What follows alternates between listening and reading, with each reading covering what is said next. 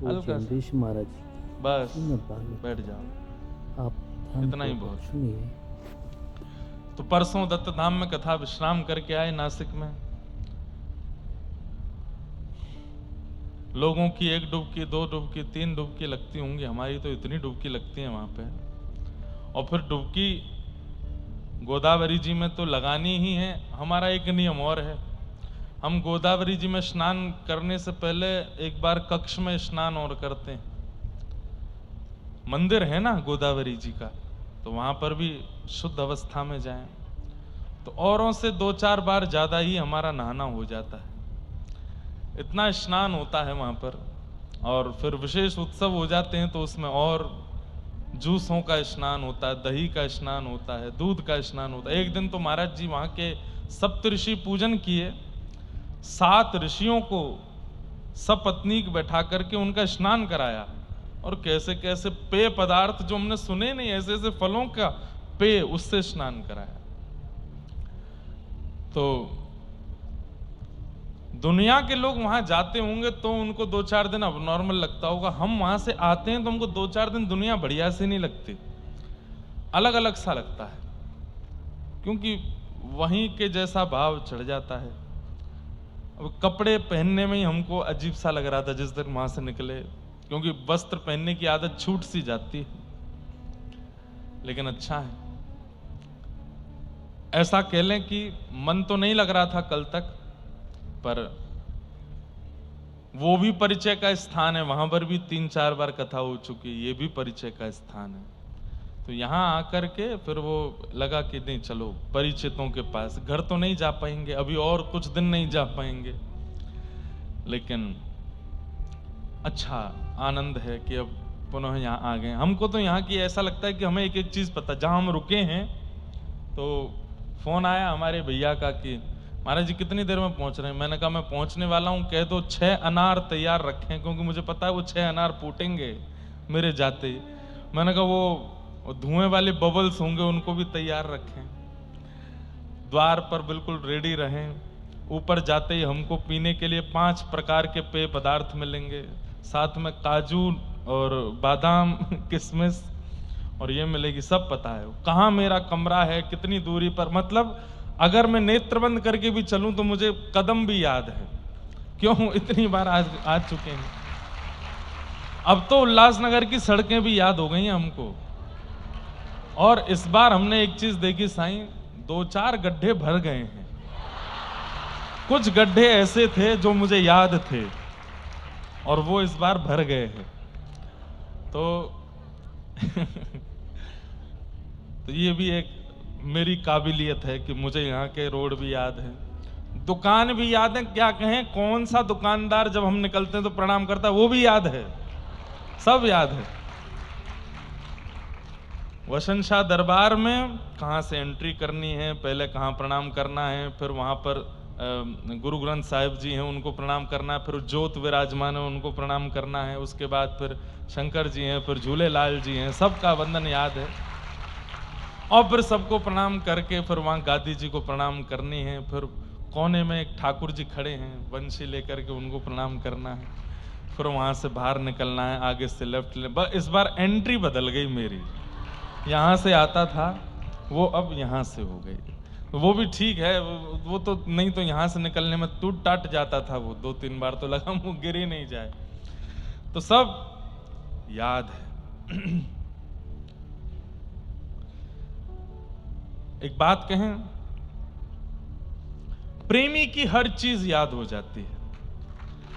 प्रेमी कैसे बोलता है, कितने ऊंचे स्वर में बोलता है, क्या खाता है, क्या पीता है, कैसे रहता है, सब याद हो जाता है। महबूब की हर चीज महबूब हो जाती है, सब महबूब हो जाता है। हमको शायर और शायरी आती नहीं, हाँ, ये तो अभी दत्त धाम वाले महाराज जी ने एक दिन मुझे लिख के दिया था, महबूब की हर चीज महबूब, तो मुझे याद हो गया। नहीं तो शेर और शायरी हमको आती नहीं, हमको तो पद पदावली आती हैं रसिकों की, संतों की। हमारी मैया बैठी हैं, सबसे ज्यादा हमारी प्रतीक्षा अगर पूरे उल्लासनगर में कोई करते हैं तो वो माता जी करती हैं। और हम सत्य बताएं कुछ लोगों का आशीर्वाद ही आपको कुछ बनाता है, कुछ लोगों का आशीर्वाद ही आपका निर्माण करता है। हमारे ऊपर बहुतों के आशीर्वाद हैं, पर उन टॉप 10 में माता जी जो हैं वो टॉप 3 में ही आती हैं। इतना आशीर्वाद आप देती हैं, इतना आशीर्वाद देते हैं, इतनी मेरी चिंता करती हैं। कौन सी कथा में कब कहां मुझे कुछ दिक्कत हुई थी वो भी इनको पता है। जब बात होती है तो बताती हैं कि कल की कथा में तुम खांस रहे थे, तो सोते नहीं हो ढंग से, आराम नहीं कर पा रहे हो, घर कब से नहीं गए हो, सब इनको पता है। तो मुझे ऐसा लगता है कि वो जब देखते, दुनिया कथा सुनती है तो कथा में क्या सीखने को मिल रहा है ये सुनती है, पर माता जी जब कथा सुनती हैं तो ये बस उतनी देर जितनी देर देखती होंगी, मुझे ऐसा लगता है आशीर्वाद ही देखती हैं। जुग जुग जिए मेरो लाला, प्रसन्न रहे, कोई दिक्कत नहीं हो, कोई की नजर नहीं लगे।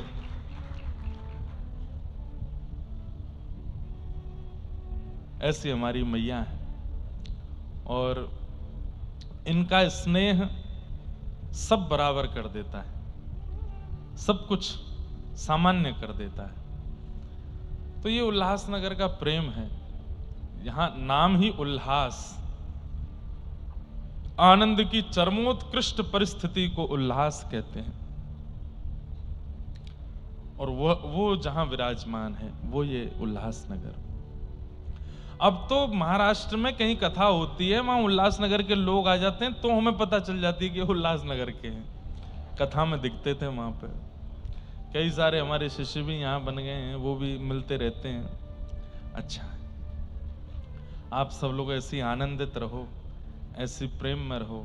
हमारा उद्देश्य केवल एक ही है कि इस जीवन में अपने गुरु गोविंद दोनों को प्रसन्न करके उनको प्राप्त कर लें और फिर दोबारा इस संसार में नहीं आवे। बस हम सब जगह ये बात कहते रहते हैं कि उद्देश्य अपना स्पष्ट कर लीजिए। चल गए पंखे, वो कीर्तन चल रहा था, मेरा एसी भी नहीं चल रहा था तब, तो मुझे लग तो रहा था कि पसीना हमें आ रहे हैं, ये लोग इतने प्रसन्न क्यों हैं। तो ठाकुर जी बोलो टिट फॉर टैट, अभी इनका पंखा बंद करते हैं। लेकिन अच्छा है, तो बहुत आनंद है। आप सब लोग अब बैठे हैं, आगामी 7 दिन तक खूब आनंद करेंगे, खूब उत्सव मनाएंगे, खूब उत्साह में रहेंगे। आज प्रथम दिन का सत्र है, कथा का समय 5 बजे से है, पर 5 से 6 के बीच में ही कथा प्रारंभ हुआ करेगी। आप सब लोग समय का ध्यान रख के बिल्कुल पधारिए और खूब आनंद के साथ। अच्छा, एक थोड़ी सी हम आप लोगों से बात कर लें। इस बार मिलने मिलाने का क्रम हम नहीं रख रहे हैं, एक आध दिन रखेंगे, वो इसलिए उसमें थोड़ी बात सुन लो। पहली बात तो हम पिछले 20 दिन के सोए नहीं हैं, नींद बहुत है, बहुत भयंकर नींद है कि क्या बताएं, वो करना है। दूसरी बात, 2 ग्रंथों का लेखन कार्य प्रारंभ हुआ है, 2 ग्रंथ लिखे जा रहे हैं युवाओं के लिए, तो उसकी लेखनी चलती है और उसको लेखन कार्य करने में बहुत समय लगता है, पढ़ना भी पड़ता है, आचार्य गुरुजनों से उसकी पुष्टि भी करानी पड़ती है, तो वो कार्य भी चल रहा है। भजन आदि की रिकॉर्डिंग तो चलती ही रहती है। हमारे साईं ने तो यही स्टूडियो बनवा दिया, बोले आप बम्बई भागते हो कथा करके रात में 10 बजे। पहले कथाओं में क्या करता था मैं, यहाँ रात में कथा पूरी की 9:30 बजे, 10 बजे जाता मुंबई, 1 बजे पहुंचता, रात भर गाता, सुबह 7 बजे वापस आता और फिर 11 बजे यहाँ लोगों से मिलता, 3-4 बजे तक सब मिल मिलाकर फिर यहाँ कथा करता, फिर रात में मुंबई। तो साईं बोले अब हमने यहीं स्टूडियो बनवा दिया, अब आप नहीं जाओगे, अब जो रिकॉर्डिंग करने वाले उनको यहीं बुला लो, क्योंकि बम्बई में ही होते हैं तो और जगह कथाएं होती हैं तो मुंबई आने के लिए ही समय नहीं मिलता। जब मुंबई के पास कथा होती है तो हम स्टूडियो और कथा, बस यही 2 काम करते रहते हैं। तो साईं ने ये भी बढ़िया कर दिया, यहीं स्टूडियो है तो ये भी एक आराम हो जाएगा, बम्बई भागना जाना नहीं पड़ेगा बार बार। लेकिन इस बार जहां हम रुके हैं वहां आप लोग बहुत संख्या में मत आइएगा। लाल जी तो अब कम प्रवास पर रहते हैं, बाहर आना जाना लाल जी का कम हो गया है, बहुत कम आते हैं, इस बार उल्लासनगर भी नहीं आए हैं, तो लाल जी के दर्शन तो हैं ही नहीं। हम भी किसी एक दिन ही मिलेंगे, तो बस आप लोग प्रेम से दिन रात अपना कारोबार वगैरह सब संभालिए, बढ़िया धन धान्य कमाइए, 5 बजे यहाँ आ जाइए, 6 बजे यहीं मिलेंगे, सबसे कथा में ही मिलेंगे। जो संशय हो प्रश्न करके पूछ लीजिए, सबका समाधान करेंगे। तो इस बार थोड़ा सा ये एक परिवर्तन है, आप लोग इसका ध्यान रखें। वैसे तो नियम हमारे 2 कट्टर वाले लागू करा दिए हैं महाराज जी ने, लेकिन हमने महाराज जी से आज्ञा लेके उल्लासनगर के बाद उनको करने का प्रण लिया है। एक तो स्पर्श, एक संवत्सर अनुष्ठान दिया है महाराज जी ने साल भर का, जिसमें हमको स्पर्श ही नहीं करना, 24 घंटे किसी का स्पर्श नहीं करना, 365 दिन तक स्वयं बस रहना है। जो भी सामग्री देंगे दूर से आदि आदि, और सूर्योदय से सूर्यास्त तक मौन। तो हमने कहा अभी एक कथा और निकल जाए, मुक्तिनाथ की कथा है इसके बाद, और उस समय अधिक मास भी शुरू हो जाएगा, तो अधिक मास से 2 दिन पहले नियम ले लेंगे, और फिर देखिए जब तक होगा उसको करने का प्रयास करेंगे। तो ऐसे ऐसे भाव हैं। आइए आज प्रथम दिन की कथा में चलते हैं। प्रेम और भाव से हम लोग श्रवण करके हुए फिर रस आनंद लेंगे। सच्चिदानंद रूपाय विश्वोत्पत्त्यादि हेतवे तापत्रय विनाशाय श्री कृष्णाय वयं नुमः। यं प्रव्रजन्तमनुपेत अपेतकृत्यं द्वैपायनो विरह कातरया जुहाव पुत्रेति तन्मयतया तर्वोऽभिनेदुः तं सर्वभूतहृदयं मुनिमानतोऽस्मि। सच्चिदानंद रूपाय। अभी अभी आज एक प्रश्न पत्र और आया था, एक किन्हीं माता जी ने प्रश्न किया, वो थोड़ा इसके उत्तर से मिलती जुलती कथा है, इसलिए हम बोल देते हैं। प्यारे गिरधर लाल जी के चरणों में कोटि कोटि वंदन। मेरा प्रश्न है कि प्रभु के अलग अलग रूपों से अलग अलग रिश्ता रखना क्या ठीक है? जैसे राधा रमण जी से कोई रिश्ता, राधा वल्लभ जी से, कुंज बिहारी जी से, हमारे राधा गिरधर लाल जी से, पंढरीनाथ जी से, द्वारिकाधीश जी से, जगन्नाथ जी से, सबसे अलग अलग रिश्ता रखना, ऐसा माँ का भाव है। फिर आपने अपने कुछ प्रिय, अपने अंतरंग भाव कहे हैं, और उन्होंने कहा मेरे घर में जो भी विग्रह हैं मैंने उन सबको काका, मामा, बाबा, माँ बना दिया। ऐसा तो नहीं हो पाती सबकी, पर सेवा तो नहीं हो पाती सबकी, पर बात बहुत भाव से करती हूँ। क्या मैं सही हूँ? बाल रूप में ठाकुर जी भी उन्हीं की सेवा करती हूँ या? अब हमारी बात आप थोड़ी ध्यान से सुनिएगा। संबंध एक तरफ से नहीं बनता, दोनों तरफ से बनता है। जैसे हमारे आचार्य चरण श्री रामानुजाचार्य जी ने दक्षिण भारत में ठाकुर जी से 4 संबंध बनाए। पिता पुत्र, एक तरफ ठाकुर जी पिता हैं, दूसरी तरफ ठाकुर जी पुत्र हैं, और गुरु शिष्य, एक तरफ ठाकुर जी गुरु हैं और एक तरफ ठाकुर जी ही शिष्य हैं। लेकिन इन चारों संबंधों में एक बात आती है कि रामानुजाचार्य जी ने संबंध प्रस्तावित नहीं किया, ठाकुर जी ने संबंध बनाया। ठाकुर जी रामानुजाचार्य जी से कहते कि आप मेरे पुत्र हो, आप मेरे पिता हो, यहां आप मेरे गुरु हो, यहां आप मेरे शिष्य हो। तो पहली बात, आप ठाकुर जी से अनेक अनेक अनेक संबंध मान सकते हैं, लेकिन ठाकुर जी से निवेदन करो कि आप आज्ञा करें तो हम इसको आगे माने। भाई संबंध एक तरफा नहीं होता ना, ताली 2 हाथ से बजती है, संबंध भी दोनों तरफ से होता है। तो ठाकुर जी से पहले पूछिए कि आप हमको मानते हो कि नहीं। दूसरी बात, आपने एक बात कही कि मेरे घर में जो भी विग्रह हैं, विग्रह शब्द ही नहीं आना चाहिए था। यदि आप संबंध मानते हैं तो आपकी छोटी छोटी बातें देखी जाती हैं। कथा आती है कि गुसाई विठलनाथ जी के घर में 7 पुत्र और 7 बहुएं थीं। कथा बड़ी प्रसिद्ध है, लगभग सुनी होगी सबने। और एक बार एक चूड़ी पहनाने वाली को कहा कि मेरी बहुओं को चूड़ी पहनाया हो। ठाकुर जी को अपना लाला मानते थे। चूड़ी पहनाने वाली घर गई तो 7 बहुओं को पहनाई, तो जैसे ही उठने लगी तो 8वीं एक और छोटी सी लाली आई, बोले मेरे हाथ में भी पहनाओ। उसको भी पहना दी। गुसाई श्री विठलनाथ जी से जाकर के चूड़ी पहनाने वाले ने कहा कि मैं पहनाई आई हूं, तो बोले 7 बहुएं हैं तो 14 हाथों की चूड़ियों के जो होते हैं तुम हमसे ले लो।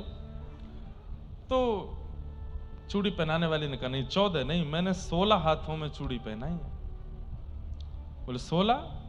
8वां कोई है ही नहीं घर में हमारे, तो 16 हाथ कैसे हुए? बोले नहीं मुझे नहीं पता कौन था, पर वो 8वीं आई थी एक। तो गुसाई जी ने उसको पैसे नहीं दिए। बोले मैं पहले घर जाके पूछूंगा। घर जाकर के उन्होंने सब बहुओं से पूछा। बहुएं बोली नहीं हमने ही पहने और कोई नहीं आया।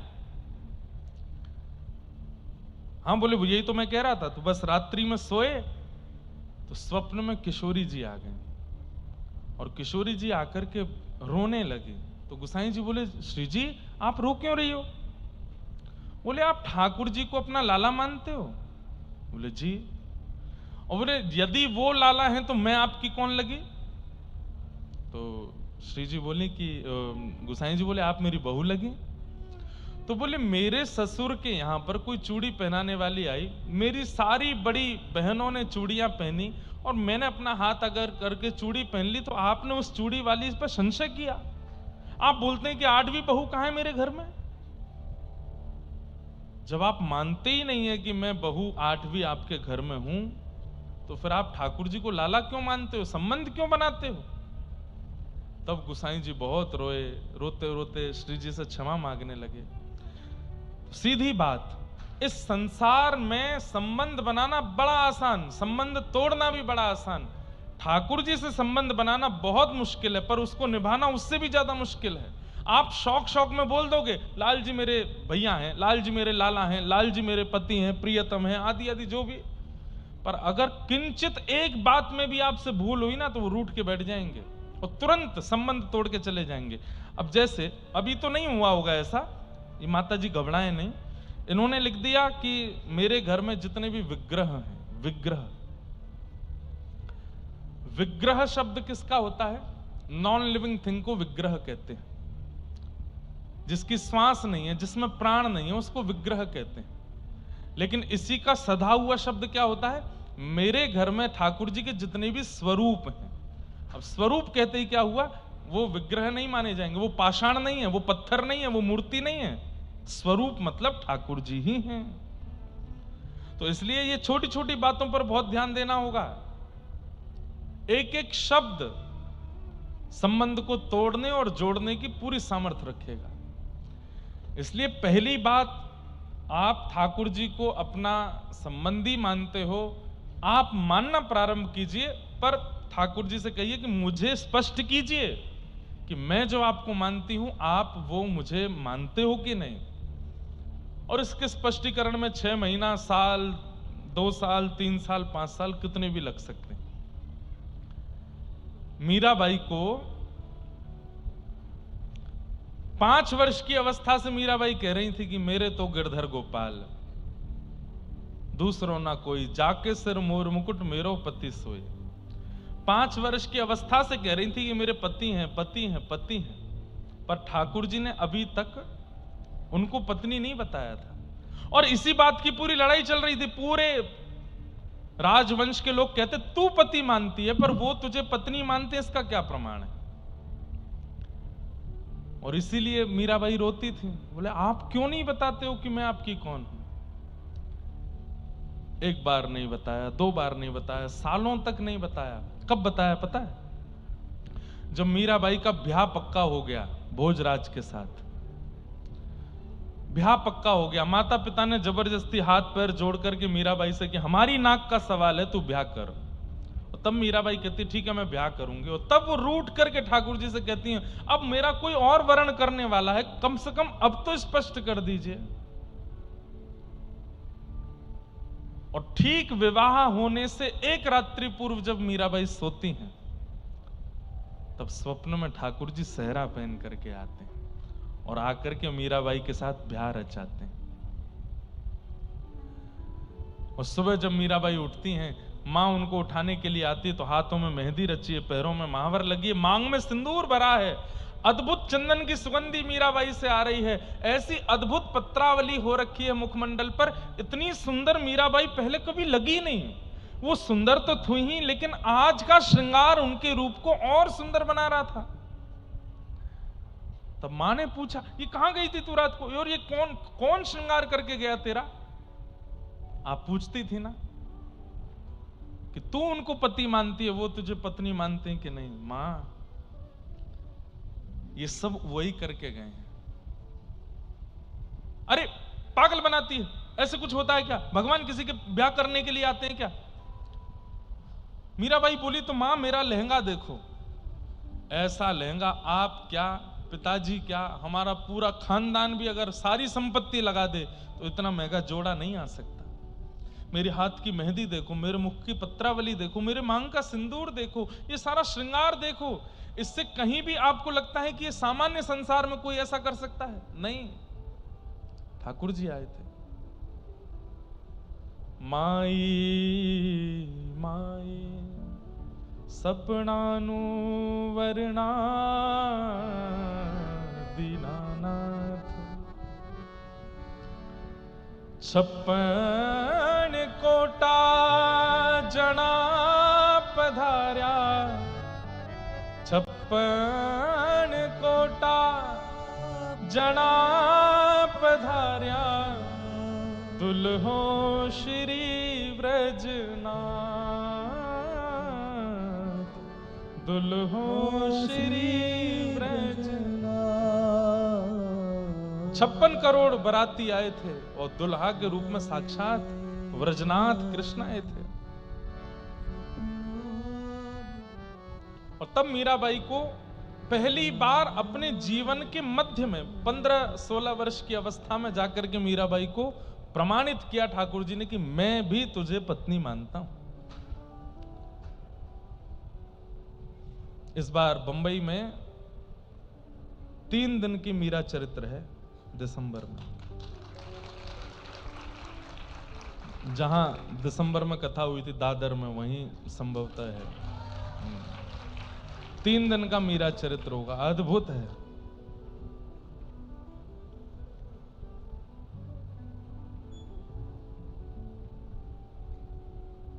बहुत अद्भुत। तो हम क्या कहना चाह रहे थे कि संबंध आप मानते हो। कई माताएं मेरे तो लाला हैं, मेरे तो लाला हैं ठाकुर जी, मेरे तो अरे ठीक है आपके लाला हैं, एक तो प्रचार मत करो, और दूसरा ठाकुर जी को प्रमाणित करने दो कि हाँ ये भी मेरी मैया है।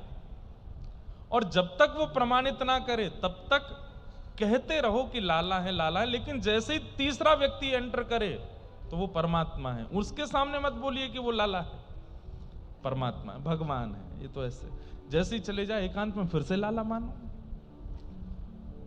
संसार के संबंधों का प्रचार करिए, पर ठाकुर जी के संबंध को गोपनीय रखिए। उसका प्रचार मत करो कि मेरे ठाकुर जी खाते हैं, मेरे ठाकुर जी मुझसे बोलते हैं, मुझसे बात करते हैं, मेरे साथ रहते हैं। नहीं करना है। ठाकुर जी प्रचार से बहुत डरते हैं और निज संबंध के प्रचार से तो बहुत ज्यादा। पूरे रास पंचाध्यायी गोपी गीत में हमने सुना क्या? यही तो सुनाते हैं कि गोपियों के लिए ठाकुर जी आधी रात में एकत्रित हो गए और यमुना के तट पर रास विहार करने लगे। सब गोपियों से संबंध माना ठाकुर जी ने, पर वो गोपियां उस संबंध को स्थिर नहीं कर पाई। इसलिए बस ठाकुर जी को वो प्रिय नहीं है कि आप उसका प्रचार करो। गोपनीय रखिए अपने संबंध को, मत बताइए, मत कहिए।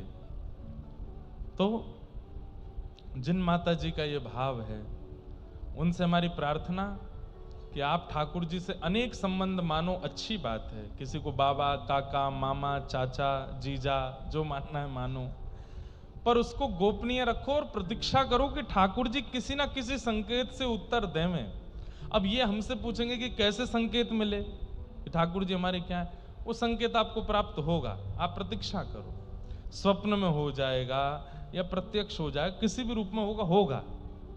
हमारे गिरधर लाल जी हमारे कौन लगते हैं? आज तक दुनिया अपने अपने आंकड़े लगाती जा रही है, लेकिन किसी को नहीं पता कि वो हमारे कौन हो, ना हम बताएंगे। कोई कहता है कि हम उनके बाबा हैं, वो हमारे लाला हैं, ना। कोई कहता है हम उनके भैया हैं, वो हमारे छोटे भैया, ना। वो कई हमारे सखा हैं, नहीं, पता ही नहीं है, और ना किसी को बताना है कि वो हमारे कौन है। संबंध गोपनीय रखना है ठाकुर जी से। सच्चिदानंद रूपाय, सत्य, चैतन्य और आनंद, ये तीन रूप हैं भगवान के। भगवान सत्य है, ठाकुर जी सत्य हैं। ये विश्वास चित्त में रखो कि वो सत्य हैं।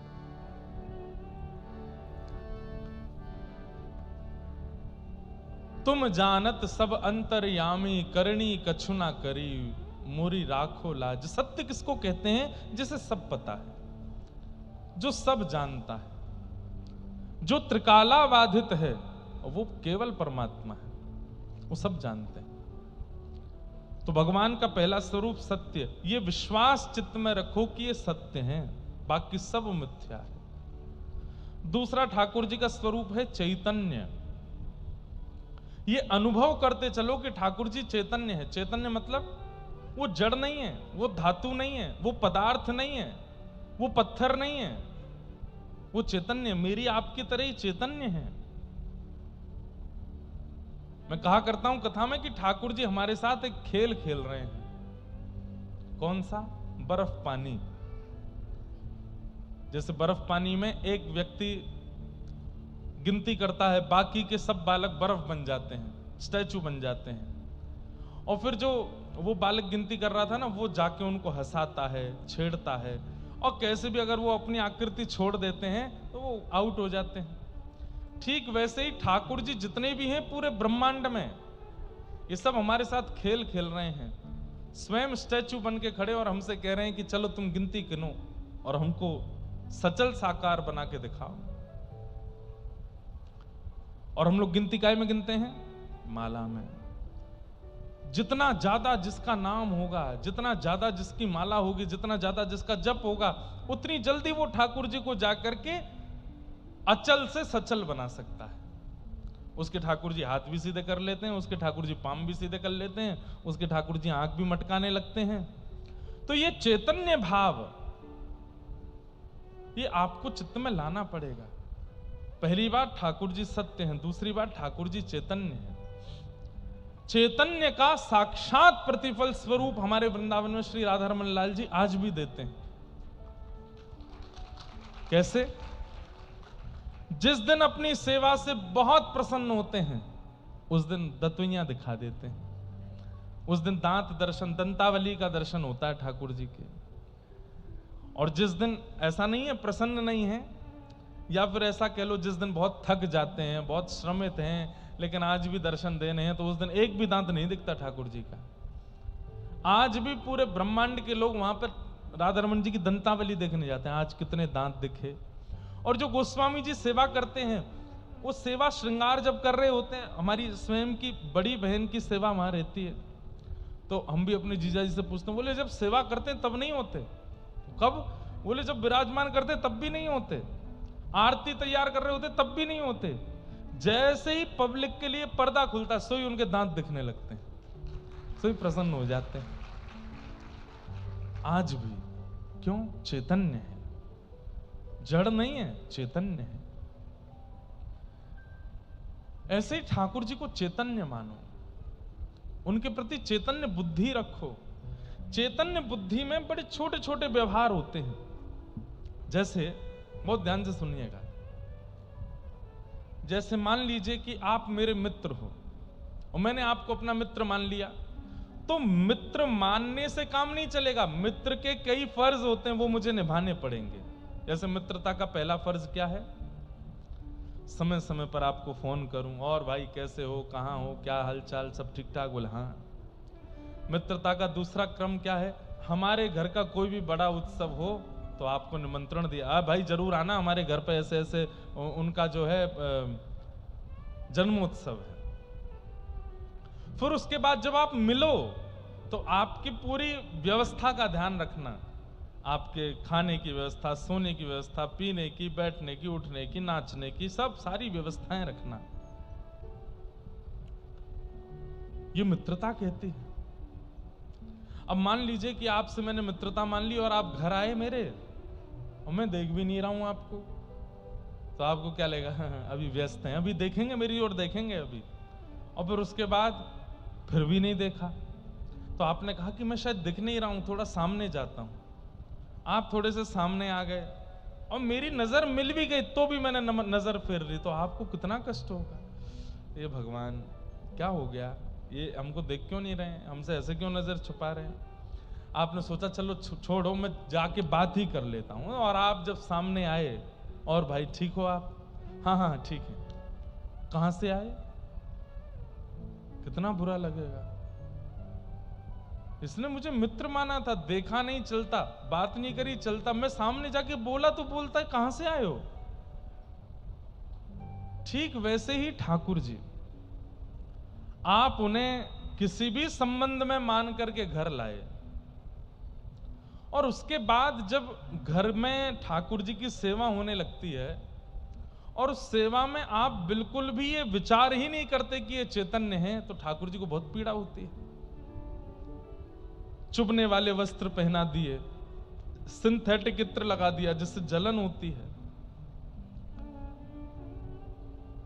कई जगह तो बड़े विचित्र हैं, मैंने देखा नहीं है पर मैंने सुना है कि एक जगह इतने सारे भगवान थे घर में कि वो माता जी कैसे नहलाती, बाल्टी में एक साथ सारे भगवान रख के और नल खोल देती हैं और नहा लो भगवान सबरे, उसमें सर्फ डाल देती हैं, सारे काले हो गए गोरे हो जाएंगे।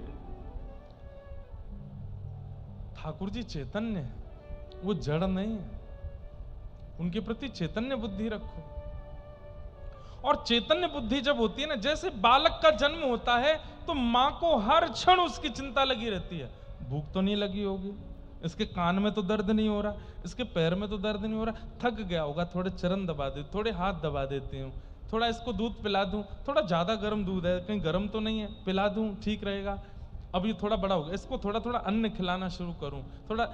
अब हर क्षण उसके प्रति चिंता। अब बालक का जन्म हो जाए 4 दिन से मैया कोई चिंता ही नहीं कर रही है, बस सुबह उसको दूध पिलाने के बाद पूरे दिन क्या करे कोई फर्क नहीं पड़ता, वो मां का कर्तव्य नहीं है। ऐसे ही शिष्य का, ऐसे ही भक्त का, ऐसे ही अर्चक का ठाकुर जी के प्रति एक दायित्व होता है, उसका पालन उसको करना पड़ता है कि वो चैतन्य है, वो जड़ नहीं है, वो पाषाण नहीं है, बैठे हैं बस मंदिर में, चैतन्य है। और चैतन्य के प्रति वही स्थिति रख करके उसको सुधारो। सत्य, चैतन्य और तीसरा आनंद। ठाकुर जी आनंद है। इसमें हमारे गुरुदेव कहते हैं कि ठाकुर जी के प्रति 2 बुद्धि रखो, सत्य और चैतन्य, तो तीसरी बुद्धि ठाकुर जी देने लगते हैं, क्या? आनंद। ठाकुर जी आनंद प्रदान करने लगते हैं। सच्चिदानंद रूपाय विश्वोत्पत्त्यादि हेतवे। हमारे एक पुणे के प्रेमी हैं, उन्होंने पता क्या किया है, 30 सामग्रियों की लिस्ट बनाते हैं। अब देखो एक ये मैंने नहीं बताया, वो अपने आप करते हैं, शिष्य हैं, अपने आप बना रखे, 30 सामग्रियों की लिस्ट बना रखी है। बोले महाराज जी हम दोनों जॉब करते हैं, सुबह ही निकल जाते हैं, तो उनकी सेवा भी कैसी है, 4 बजे ठाकुर जी को उत्थापन करना, 5 बजे तक ठाकुर जी की मंगला बाल भोग कर देना, 6 बजे तक ठाकुर जी का श्रृंगार करके 6:30 बजे तक ठाकुर जी का राजभोग आरती कर देना, राजभोग लगा देना, और लगभग 7 बजे तक ठाकुर जी का ग्वाल उत्थापन और 7:30 बजे तक शयन भोग कराना, 8 बजे ठाकुर जी शयन, 4 से 8 के बीच में पूरी सेवा हो जाती है, और 8:30 बजे वे दोनों अपने ऑफिस के लिए निकल जाते हैं, 9 बजे उनको ऑफिस जाना होता है। पूरे दिन की सेवा 4 घंटे में कर देते हैं और इस पद्धति में कोई दिक्कत नहीं है। ठाकुर जी की मलमल के पोशाक, ठाकुर जी की मलमल का ही गद्दा, ठाकुर जी की मलमल की सब सामग्री ऋतु अनुसार। और बोले महाराज जी जब रविवार आता है, जिस दिन छुट्टी होती है, उस दिन हम हर हफ्ते एक उत्सव रखते हैं। आज आम का उत्सव है, आज खस का उत्सव है, आज नौका विहार है, आज जल क्रीड़ा है। उनके ठाकुर जी इतने प्रसन्न रहते हैं, देख के लगता है कि कितने खुश हैं। फिर 30 सामग्री उन्होंने लिस्ट बना रखी है और उनकी पर्ची बना के ठाकुर जी के आगे रखते हैं। सुबह मंगला आरती करने के बाद वो बाउल में से एक पर्ची निकाल करके ठाकुर जी के आगे खोलते हैं। उसमें सामग्री के नाम लिखें, आज ठाकुर जी को क्या पाना है। तो आज ठाकुर जी को बाल भोग में डोसा इडली पानी है, आज ठाकुर जी को राज भोग में कढ़ी चावल पाने हैं, और ठाकुर जी को शयन भोग में आज महाप्रसाद जैसा खिचड़ी भोग पाना है, जैसे जगन्नाथपुरी में बनता है। बस पत्नी जाएगी रसोई घर में, वही सामग्री सिद्ध करना, बाल भोग लगाना, राजभोग लगाना, महाप्रसाद कर देना। इतने भाव प्रेम से सेवा स्वीकार करते हैं उनके ठाकुर जी।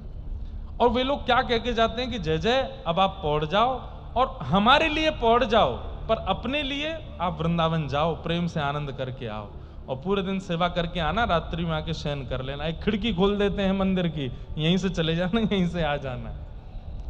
खिड़की पे भी इतनी सी एक सिड्डी टांग रखी है नीचे उतरने के लिए वापस आने के लिए। अब ये कैसे होता है? जब ठाकुर जी के प्रति चैतन्य बुद्धि रखते हैं। ये चलते हैं, ये बोलते हैं, ये उठते हैं, ये बैठते हैं, ये लेटते हैं, ये खाते हैं, पीते हैं, इनका भी पेट भरता है, इनको भी गर्मी लगती है, इनको भी सर्दी लगती है। जब हमारे अंदर ये भावना नहीं होती तो फिर सामान्य ठाकुर जी बैठे मैल धूल में लथपथ रहते हैं घर में, दिन रात आरती कर दो, सुख संपत्ति घर आवे, कष्ट मिटे तन का, ओम जय जगदीश हरे। ठाकुर जी भी फिर ऐसे घर से कहते मेरी पाषाण की ही सेवा करो, मैं जाता हूं। चैतन्य बुद्धि रखोगे तो क्या होगा? ठाकुर जी आनंद देंगे। सच्चिदानंद रूपाय विश्वोत्पत्त्यादि हेतवे। भगवान के सत्य चैतन्य और आनंद स्वरूप है। और ठाकुर जी क्या करते हैं? बोले विश्व की उत्पत्ति, पालन और संहार। तापत्रय विनाशाय, 3 प्रकार के तापों का जो नाश करते हैं। श्री कृष्णाय वयम नमः। ऐसे श्री कृष्ण को हम बारंबार प्रणाम करते हैं, बारंबार वंदन करते हैं।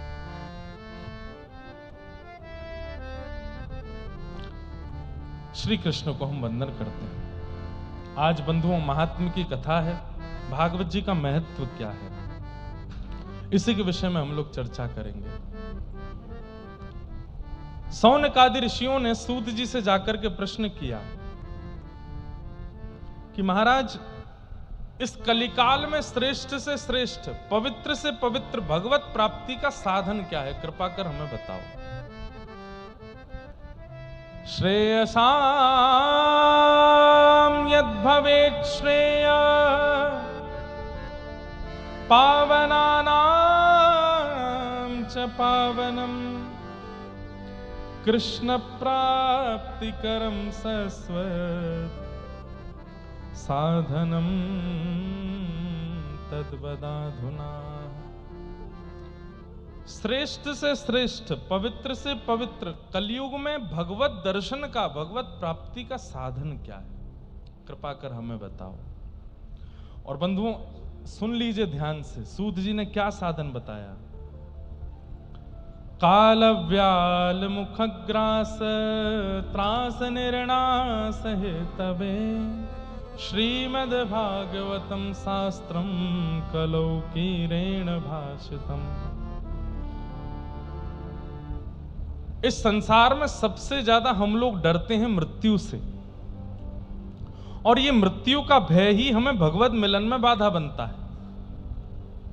इसलिए क्या करें? बोले श्रीमद् भागवतम शास्त्रम, भागवत रूपी शास्त्र के पास जाइए और भागवत शास्त्र में जो जो उपाय बताए गए हैं उन उपायों का पालन करने लगो। कलिकाल में इससे बढ़िया उपाय भगवत दर्शन का और कहीं नहीं बताया गया है। श्रीमद् भागवत, जो कथा आप पिछले 3 साल से सुन रहे हैं, ये 4था साल है भागवत की कथा। हमने तो बंधुओं अनुभव किया हमारे जीवन की प्रत्येक गतिविधि भागवत जी से संपादित होती है। चाहे गिरधर लाल जी का जीवन में आना, हमारा जन्म ब्रजमंडल में होना, हमें ब्रजवासी बनना, व्यासपीठ की प्राप्ति होना, क्यों? पिताजी भी सेवा करते हैं भागवत जी की। भागवत जी की ही कृपा से सब कुछ प्राप्त हुआ है। और इतना ही नहीं, जगन्नाथ जी की प्राप्ति, पंढरीनाथ जी की प्राप्ति, द्वारिकाधीश की प्राप्ति, श्रीनाथ जी की प्राप्ति, बद्री विशाल की प्राप्ति, 28 वर्ष में हमने इतने अद्भुत अद्भुत दर्शन कर लिए हैं जो व्यक्ति को 80 वर्ष में नहीं हो पाते, केवल भागवत जी कृपा से। इसका अभिमान नहीं है, इसका कोई अभिमान नहीं है या अहमवश नहीं कह रहे हैं हम। भारत के लगभग तीर्थों के दर्शन हो चुके, भारत की लगभग श्रेष्ठ नदियों में स्नान हो चुका, भारत के लगभग सारे जितने भी धाम हैं सबकी कथाएं सुना चुके, सब जगह जाके कथा कह चुके, और सारे धामों में विशेष विशेष वहां की आराधना पूजना सब कर चुके, वहां के ठाकुर जी का मंगल में अनुभव कर चुके। किसकी कृपा से? भागवत जी की कृपा। और हम तो करते ही हैं। हमारी कथा सुन के कितने सारे युवा करने लगे। कैसे? मेरी सामर्थ्य नहीं, भागवत जी की सामर्थ्य है। इसलिए श्रीमद् भागवत जी का कभी त्याग मत कीजिए बंधुओं। जीवन में सदा 2 ग्रंथों को 3 ग्रंथ आपके जीवन में होने चाहिए।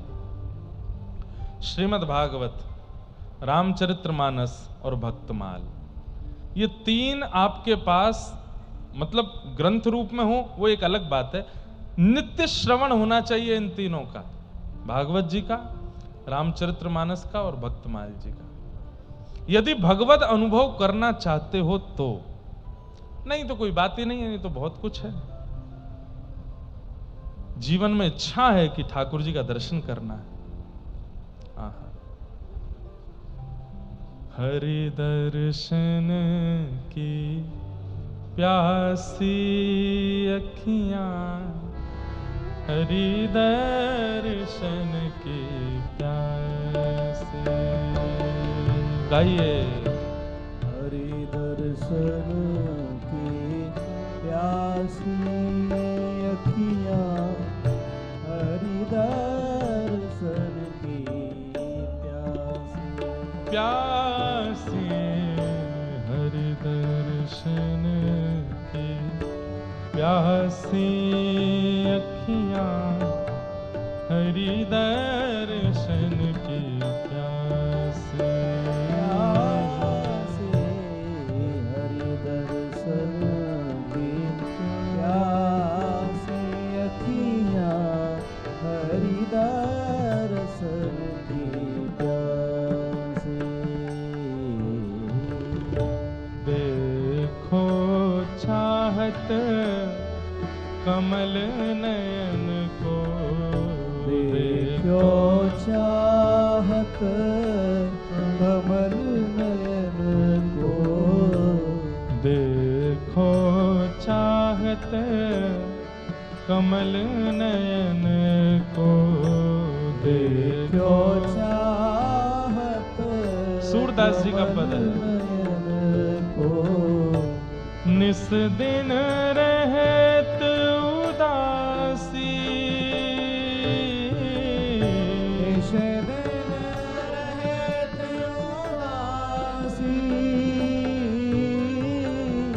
निस दिन रहत उदासी अखियां, हरि दर्शन की प्यासी। हरि दर्शन की प्यासी अखियां, हरि दर्शन की प्यासी। प्यासी, हरि दर्शन की प्यासी अखियां, हरि दर्शन की प्यासी। हरि दर्शन की प्यासी अखियां, श्री राधा गिरधर लाल की।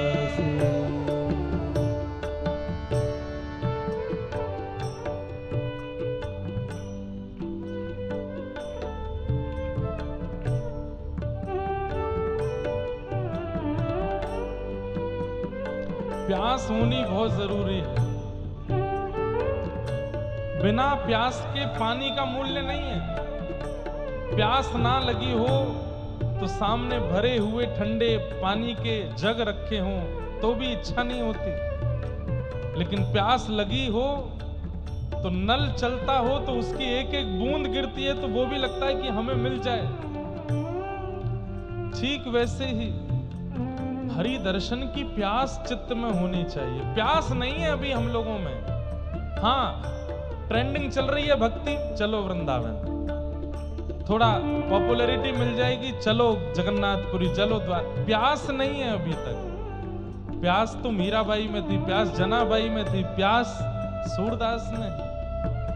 और प्यास कब लगती है? जब हमारे देह को उस वस्तु की जरूरत बना दिया जाता है। जैसे अन्न की जरूरत है, जल की जरूरत है, श्वास की जरूरत है, धन की जरूरत है, संबंधों की जरूरत है, बच्चे पत्नी की जरूरत है। ठाकुर जी जरूरत बन जाएं कि मेरे प्राण निकल जाएंगे अगर ये नहीं मिले तो। ऐसी स्थिति जब होगी तब प्यास बढ़ेगी और तब दर्शन की इच्छा जागृत होगी, तब ठाकुर जी का दर्शन होगा। थोड़ा चिंतन कीजिएगा इस बात पर।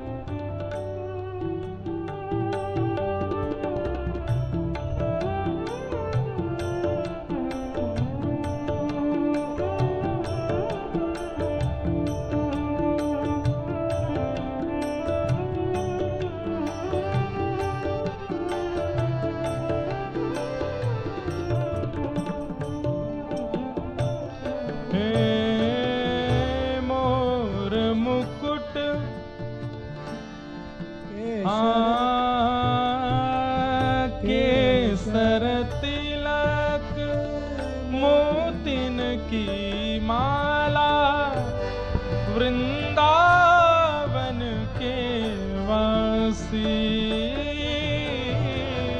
केसर तिलक मोतिन की माला वृंदावन के। बंधुओं देखो, जब भजन गाया जाता है तो आप सब गाते हो, क्यों? सीधा सीधा है, पर ये भी सीधे ही हैं। ये बल्कि भजन से ज्यादा सरल हैं ये पद। बस इनके लिए एक चीज करनी होती है कि नेत्र बंद करो, और नेत्र बंद करके जीव से नहीं, कंठ से नहीं, यहां से गाओ और गाइए चिंतन करके अपने प्रिय स्वरूप का। केसर तिलक मोतिन की माला वृंदावन के वासी। केसर तिलक मोतिन की माला वृंदावन के वासी। नेह लगाए त्याग गए तृण सम। नेह लगाए त्याग गए तृण सम। नेह लगाए त्याग गए तृण सम। नेह लगाए त्याग गए तृण सम। डार गए गल फांसी अखियां हरि दर्शन के प्यासे। ओ प्यासे हरि दर्शन के प्यासे अखियां हरि दर्शन की प्यासे। प्यासे हरि दर्शन की प्यासे अखियां हरि दर्शन की प्यासे। प्यासे हरि दर्शन के प्यासे अखियां हरि दर्शन की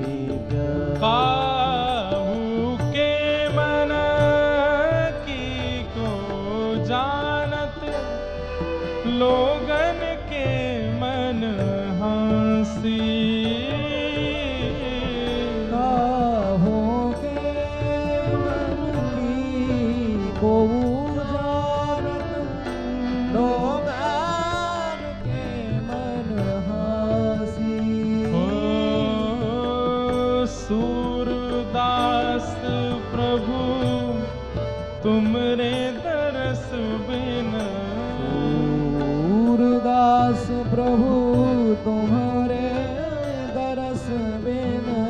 सूरदास प्रभु तुमरे दरस बिन।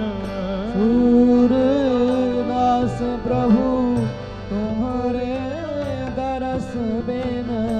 ले हो करवट कासी अखियाँ हरि दर्शन की प्यासी। प्यासे हरि दर्शन की प्यासी अखियाँ हरि दर्शन की प्यासी। प्यासे हरि दर्शन की प्यासी अखियाँ हरि दर्शन की प्यासी। प्यासे हरि दर्शन की प्यासी अखियाँ हरि और दर्शन। जब सूरदास जी के इस पद से जब प्यास प्रकट हो जाए ठाकुर जी के मधुर दर्शन के, तो फिर कैसे दर्शन होते हैं? केसर तिलकम कृष्ण वरणम। केशर तिलकम बंधु कृष्ण वरणम। उल्लासनगर में बैठे हैं आप लोग, नेत्र बंद करके, और बस जो शब्द है ना, इन शब्दों का ही चिंतन कर लीजिए, राधा रमण जी के प्रत्यक्ष दर्शन हो जाएंगे। बस प्यास जगा लीजिए चित्त में। ओ केसर तिलकम कृष्ण वरणम। केशर तिलकम कृष्ण वरणम। ओ केसर तिलकम कृष्ण वरणम। ओ केशर तिलकम कृष्ण वरणम। राधारमणम हरे हरे राधारमणम हरे हरे। व्रज जन प्रिय बाल मुकुंदम राधारमणम हरे हरे राधारमण हरे हरे। जय जय राधारमण प्यारो राधारमण। जय जय राधारमण प्यारो राधारमण। जय जय राधारमण प्यारो राधारमण। जय जय राधारमण प्यारो राधारमण। जय जय राधारमण प्यारो राधारमण। जय जय राधारमण प्यारो राधारमण। जय जय राधारमण प्यारो राधारमण। जय जय राधारमण प्यारो राधारमण। जय जय राधारमण प्यारो राधारमण। जय जय राधारमण प्यारो राधारमण। ओ जय जय राधारमण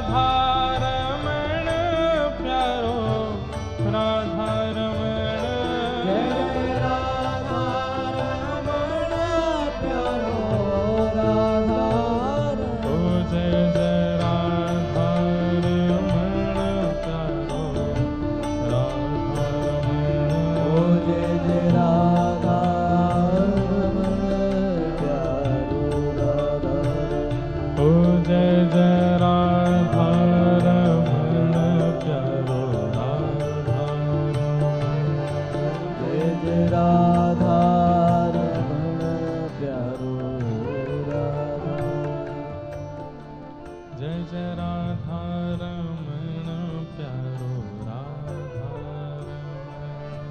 जय जय राधा रमण प्यारो राधा।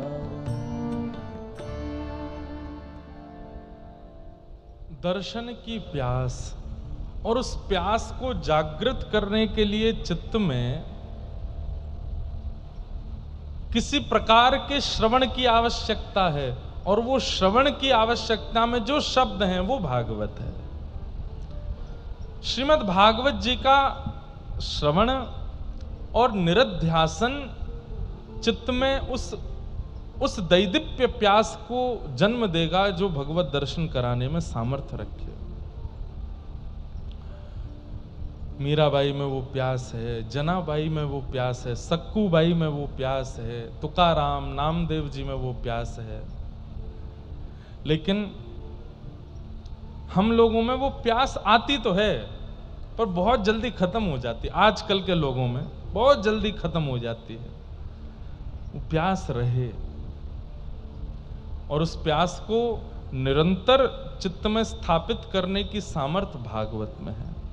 वही बात यहां सूत जी कह रहे हैं, श्रीमद् भागवतम शास्त्रम कलौ कीरेण भाषितम। इस कलिकाल में यदि हमारा उद्धार करने की सामर्थ्य किसी में है तो भागवत जी में। तब सौनकादि ऋषियों ने पूछा, महाराज जी थोड़ा भागवत जी के बारे में बताओ, किनका उद्धार हुआ है इनसे, कैसे कैसे इनसे उद्धार होता है। तब सुनाया, बोले एक बार की बात है, बद्री विशाल में नारद जी महाराज बड़े व्याकुल स्थिति में पहुंचे। नारद जी महाराज ने जाकर के वहां सनक सनंदन सनातन सनत कुमारों से कहा, अहम तुम पृथ्वीम यातो ज्ञात्वा सर्वोत्तमामिति पुष्करम च प्रयागम च काशिम गोदावरी तथा हरिक्षेत्रे कुरुक्षेत्रे श्रीरंगम सेतु वंदनम एवमादिषु तीर्थेषु ब्रह्ममाण इतस्ततः।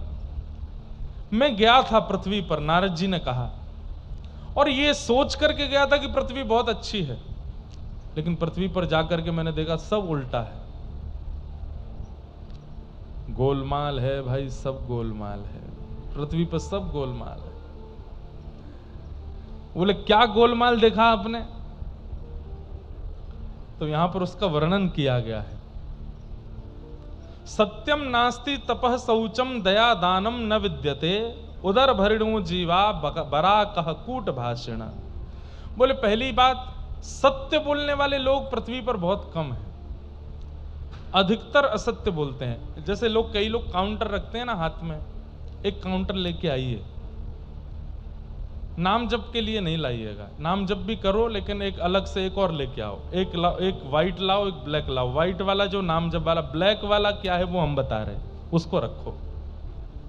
जब आप सुबह अपना पूजन पाठ करके जब सब निकलते हैं तो ब्लैक वाला लगा लो हाथ में।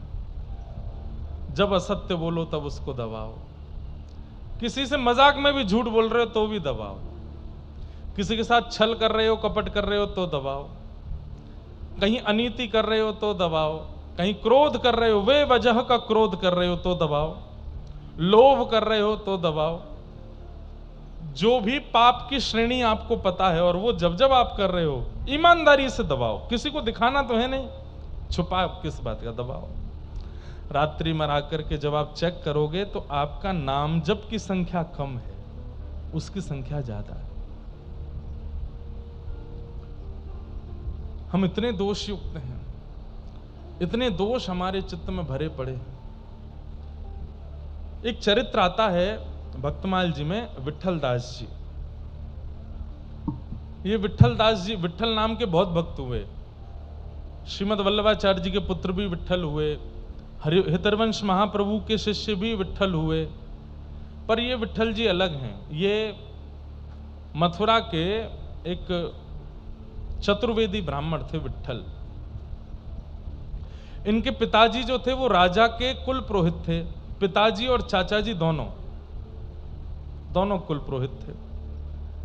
तो इन्होंने बाल्यकाल में एक दिन क्या देखा कि इनके पिता और चाचा दोनों लड़ रहे थे आपस में। किस बात पे लड़ रहे थे? बोले राजा ने उत्सव के बधाई के रूप में कुछ दक्षिणा दी और कहा आधा आधा कर लेना। और उसके आधे आधे के चक्कर में दोनों में लड़ाई हो गई। इतनी लड़ाई हुई कि बस पूरा मोहल्ला इकट्ठा हो गया, परिवार इकट्ठा हो गया, कोई रोकने टोकने नहीं आया। लड़ते लड़ते एक स्थिति पर दोनों ने एक दूसरे के प्राण हरण कर लिए। और इन्होंने बाल अवस्था में वो देखा कि मेरे पिताजी और चाचा दोनों संपत्ति के पीछे लड़ करके मर गए। बोले संपत्ति के पीछे मैं नहीं भागूंगा, जिसने मेरे पिता और चाचा के प्राण हरण, ये तो संसार का सर्वनाश करता है। लाला को जगा दो। नहीं भजन ही कर रहा। हाँ लाला ताली से भजन चल रहा है। थक गए होंगे बेचारे, अब तुम सामने ही बैठे तो हमको नींद आ रही तुमको देख। कोई बात नहीं, हाँ चलता है, पर सोने वाले पीछे वाली सीट पर बैठते हैं, आगे वाली पर नहीं। वो बेचारे स्कूल के कॉलेज के बच्चे हैं, कहीं से पढ़ा के आए होंगे, थक गए होंगे। बोले दिन भर तो टीचर पढ़ाते हैं, शाम को ही महाराज जी पढ़ा रहे हैं। एक कैमरा वाले भैया क्यों दिखा रहे हो बेचारे को? नहीं देखे, तुम नहीं देखे हो, संग में 4 दिखे, अब लोग ढूंढते रहेंगे चारों में से कौन सा सो रहा था। क्या बता रहा था मैं? विट्ठल जी। तो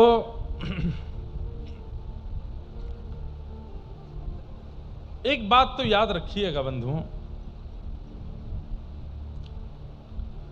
भक्ति भी आवश्यक है भगवत प्राप्ति में, ज्ञान भी आवश्यक है, वैराग्य भी आवश्यक है और त्याग भी आवश्यक है। ये केवल भक्ति है, बाकी 3 नहीं है तो भी काम नहीं चलेगा।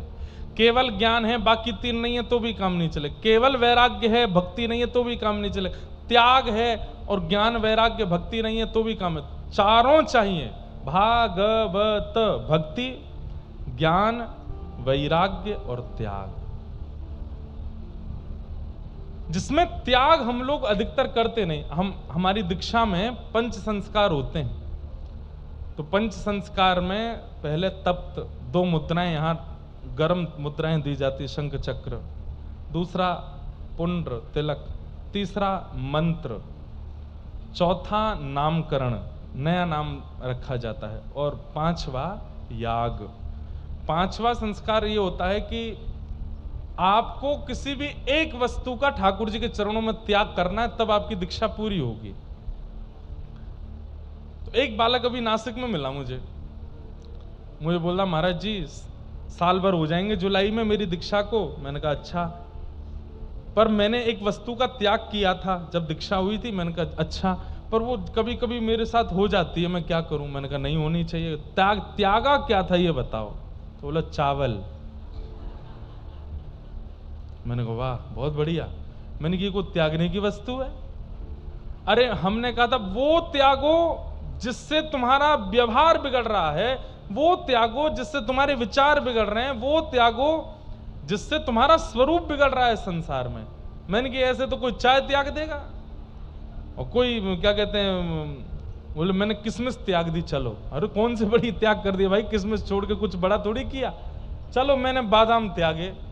बादाम, किसमिस, चावल, चाय, कोल्ड ड्रिंक, ये कुछ ठीक है, नहीं उनको सीमित होनी चाहिए, पर भक्ति के लिए तुम ठाकुर जी की प्राप्ति के लिए चावल त्यागोगे, रोटी त्यागोगे, सब्जी त्यागोगे? अरे नहीं, इससे अच्छा दुर्व्यवहार का त्याग करो। फिर हमने उसको समझा। मैंने कि भाई चकाचक चावल पा। मैंने जगन्नाथपुरी जाएगा क्या पाओगे, वहां तो महाप्रसादी मिलता है। लेकिन त्याग बहुत जरूरी है। एक वस्तु का त्याग करो। हां, एक त्याग है पोशाक। मैं जीन्स नहीं पहनूंगा, मैं टी शर्ट नहीं पहनूंगा, मैं धोती बगलबंदी ही पहनूंगा। हमने त्याग दिए थे आज से 10 साल पहले, आज तक नहीं पहने। रात्रि में कभी कभी खेलने जाते हैं तो टी शर्ट पहन लेते हैं, लेकिन नीचे धोती ही पहनते हैं। जीन्स नहीं पहनी आज तक, कभी पैंट नहीं पहनी। कोई नहीं बता सकता कि महाराज जी ने यहाँ पे पैंट जीन्स पहनी हो, नहीं पहनते, त्याग दिया। और कभी जबरदस्ती कोई पहना भी दे तो ऐसा लगता है मेरी नाक दबा दी हो। मतलब मुझे ऐसा लगने लगा है कि मैं रोम रोम से श्वास लेता हूं, और जीन्स पहन लेते हैं तो ऐसा लगता है अब यहां से तो श्वास ही नहीं ले पा रहे हम। ऐसा लगता है नाक घुट गई हो। अब वो त्याग एक बहुत बड़ा त्याग है। क्यों? समाज, संसार और सब लोग आपको देख करके टोक सकते हैं, अरे भाई आजकल ऐसे ही रहते हो, बने रहते हो। पर ये भी इतना बड़ा त्याग नहीं है। त्याग दुर्व्यवहार का, दुर्विचार का। विठल दास जी ने त्याग कर दिया संपत्ति का। बोले जो संपत्ति मेरे परिवार को नष्ट कर रही है वो संपत्ति के पीछे मैं नहीं भागूंगा। और एक बात बताऊं, आप सब इनको जानते हो विठल दास जी को। क्यों? इन्होंने एक प्रसिद्ध कीर्तन की रचना की जिसको पूरा विश्व गाता है।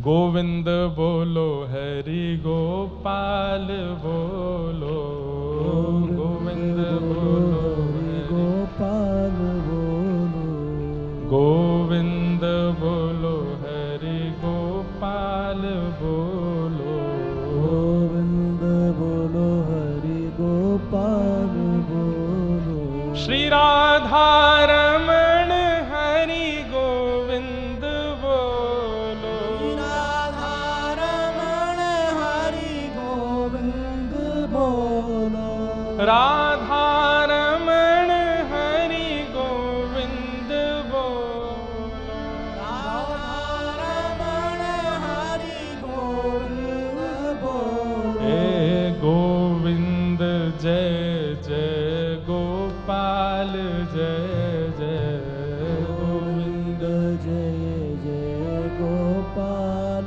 जय जय। श्री राधा रमण हरि गोविंद जय जय। राधा रमण हरि गोविंद जय। इस कीर्तन की रचना इन्होंने ही की जिनका चरित्र आप सुन रहे हो, श्री विठल जी। बाल अवस्था में ही घर की स्थिति देख के घर छोड़ दिया, एकांत में रहने लगे।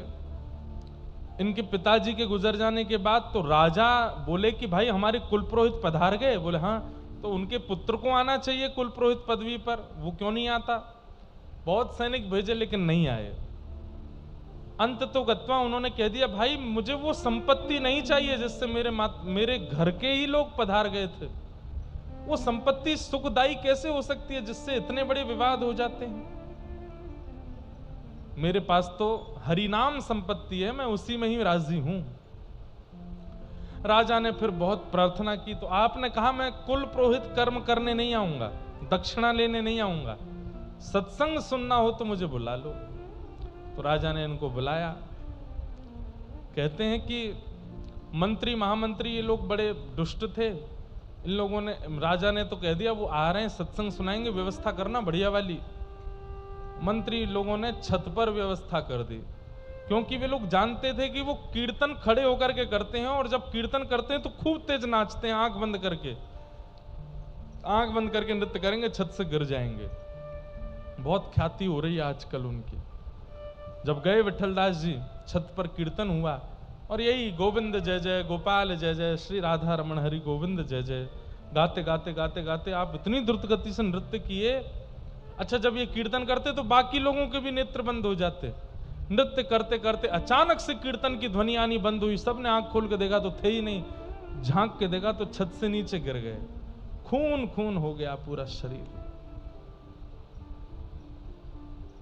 वैद्य आए, हकीम आए, सबने आकर के देखा प्राण चले गए। राजा ने सबसे क्षमा मांगी, लेकिन सब लोग कहने लगे, बोले राजन आपने बुलाया था, ऐसी व्यवस्था क्यों की? छत पर गिर गए हमारे स्वामी, पधार गए। आपने कहा मुझसे गलती हो गई, अब इसका मैं क्या करूं? तो माँ, उनकी जो विठल जी की माँ थी, वो घर पे तो रहते नहीं थे, पर वो आई थी कीर्तन में। वो रोने लगी, मेरे तो पति भी चले गए, बेटा भी चला गया, अब क्या करूंगी, किसके सहारे रहूंगी? तो राजा ने कहा माँ, आपके शेष जीवन में जितना धन लगेगा सब राजकोष से आएगा, और अभी के लिए इतनी संपत्ति मैं आपको दे रहा हूं। मेरे राज परिवार में ये घटना हुई है, इसका पूरा दंड मैं अपने ऊपर लेता हूं, ये लीजिए धन। खूब सारा धन धान्य दे दिया। विठल जी का ब्याह भी हो गया था, उनकी पत्नी भी रोने लगी, मेरे भी पति चले गए, उनको भी धन दे दिया।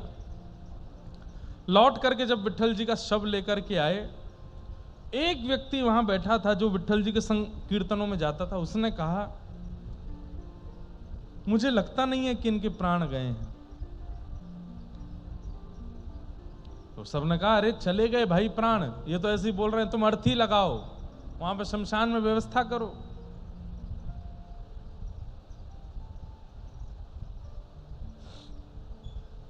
उस व्यक्ति ने कहा, आपको जो करना कर लें, 3 दिन आप लोग बस प्रतीक्षा कर लीजिए, मेरे कहे से 3 दिन रुक जाइए बस, और यदि आप फिर भी हठपूर्वक इनका शव लेके गए तो मैं प्राण त्याग दूंगा अपने।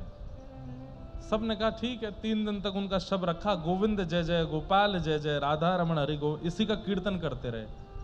और 3 दिन बाद वो उठ गए, उठ करके बैठे, अपना सिर पकड़ करके थोड़े बोले, ये इतनी तेज दर्द क्यों हो रहा है? और घर परिवार के सब लोग देख करके रोने लगे, अरे हमने तो सोचा आप पधार गए और ऐसा हुआ ऐसा हुआ। उस व्यक्ति को बुलाया, बोले क्या हुआ था? सब बताया, तुम ऐसे छत से गिर गए थे, उसके बाद? बोले उसके बाद हम तुम्हारा शव ले आए, तुम्हारी माताजी तुम्हारे मरे का सारा धन ले आई, पत्नी भी ले आई, कि तुम चले गए हो, तुम्हारे बाद उनका निर्वहन कौन करेगा? उसी समय अपनी माताजी और पत्नी दोनों का त्याग कर दिया। बोले कि आपको जिस वस्तु की आवश्यकता है उसके पास रहिए, मेरी आवश्यकता नहीं थी। मेरी आवश्यकता केवल इसलिए थी क्योंकि मैं रोटी खिला रहा हूं, मेरी आवश्यकता इसलिए क्योंकि मैं घर चला रहा हूं, और इससे बड़ी मेरी आवश्यकता कोई नहीं है। कान पकड़ के क्षमा मांगते हुए हम आप सबसे निवेदन करते हुए ये बात कह रहे हैं, व्यक्ति के चले जाने पर व्यक्ति गया इसलिए कम रोया जाता है, उससे जो जो फायदे परिवार को थे उसके लिए ज्यादा रोया जाता है। कितने स्वार्थी हैं संसार के लोग। और विट्ठल दास जी को वो बात पता चल गई थी कि बहुत स्वार्थ है इस संसार में। उस समय तो परिपूर्ण रूप से अपने परिवार, पत्नी, माताजी सबका त्याग कर दिया, और जो थोड़ा बहुत उनके पास भी धन था वो भी दे दिया। बोले लो, राजकोष से तो तुम्हारा आएगा ही इतना, ये मेरा भी रखो। सब छोड़ करके विट्ठल दास जी चले गए। उनका कीर्तन इतना प्रिय लगा कि इसी कीर्तन को गाते गाते गाते गाते गाते एक दिन ठाकुर जी उनको मिल गए और अपने निकुंज में लेकर के चले गए। गोविंद जय जय, गोपाल जय जय, राधा रमण हरि गोविंद जय जय।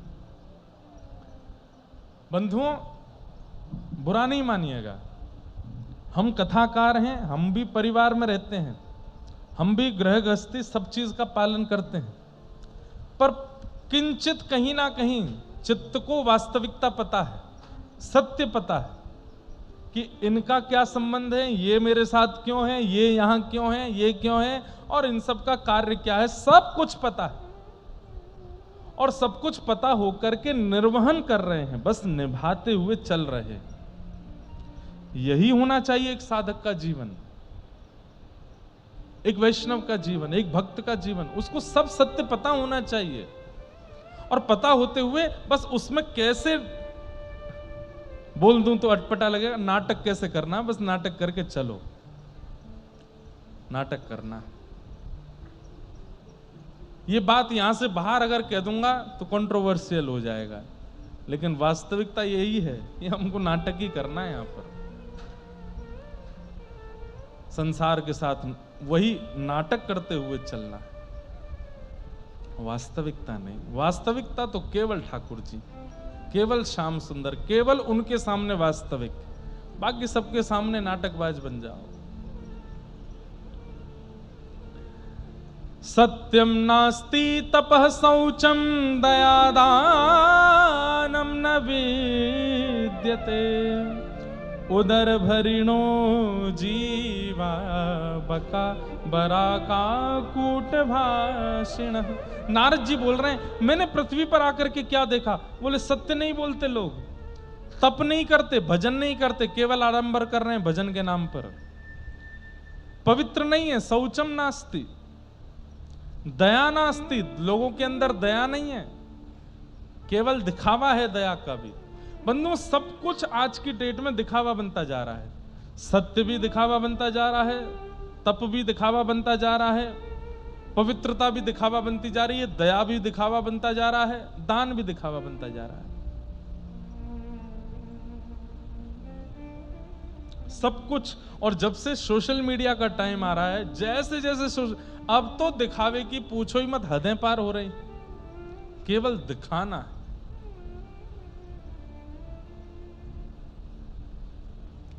नहीं, उसकी वास्तविकता में रहो। अभी हम दत्त धाम में थे, वहां सबके फोन बंद करा दिए जितने लोग आए थे। किसी को भी फोटो खींचना अलाउ नहीं, वीडियो बनाना अलाउ नहीं, केवल भक्ति पथ और दत्त धाम से ही बनेगा जो बनेगा, और उतना ही दिखाया जाएगा संसार को जितना संसार देख सकता है। कई वहां ऐसी गतिविधियां थी जो वहां लोग रह रहे थे उनको पता है, जो बाहर नहीं आई, जो अंदर ही रही। क्यों? क्योंकि संसार भी पचा नहीं पा रहा है, संसार भी उस विषय को ग्रहण नहीं कर पा रहा है, और लोग बाग दिखावे में कोई कमी छोड़ नहीं रहे हैं। कुछ चीजें गोपनीय रखनी बहुत जरूरी है। हमारे गिरधर लाल जी के नित्य दर्शन नहीं मिलेंगे आपको, बहुत कम, कभी कभी कोई दर्शन आ जाए तो ठीक, नित्य दर्शन नहीं डालते कहीं भी। कई बार घर के अंदर कितने बड़े बड़े मनोरथ लाल जी के होते हैं, किसी को नहीं पता चलता, कानों कान भी नहीं खबर पड़ती कि लाल जी का उत्सव हो गया। सब कुछ बताने का नहीं होता, सब कुछ प्रचार का नहीं होता, क्योंकि संसार में आप जैसे प्रचार अगर लग गया ना आपको, ये बात हम सत्य बता रहे हैं, प्रचार यदि लग गया आपके शरीर को तो आप इतने ज्यादा उसके आदी हो जाओगे। आज व्यक्ति को रोटी ना मिले चलेगा, आज व्यक्ति को पानी ना मिले चलेगा, फॉलोअर्स नहीं मिल रहे तो फांसी से लटक रहे हैं, मेरे फॉलोअर्स नहीं बढ़ रहे, मेरे को लोग पसंद नहीं कर रहे, मेरे ये नहीं हो रहा। बहुत खतरनाक जीवन है। मुझे तो लगता है इस कलयुग के राक्षस यही हैं, एक दिन यही राक्षस बन जाएंगे। व्यक्ति का जीवन बिना सोशल मीडिया के है ही नहीं। 90% हम लोग सोशल मीडिया में रहते हैं, प्रत्यक्ष संसार में तो हमारा इन्वेस्टमेंट केवल 10% रह गया है। 6:30 बजे से कथा प्रारंभ हुई है, ये शायद आज के दिन में पहली बार होगा ऐसा आप लोगों के साथ कि आप लोग ऐसे बैठे हो, नहीं तो ऐसे ही बैठे रहते हो, यहां से गर्दन झुकी ही रहती है, अभी आप ऐसे बैठे हो। लेकिन नहीं तो लोग खाली ऐसे ही रहते हैं, नीचे ही रहते हैं, सबको झुका दिया अपने आगे।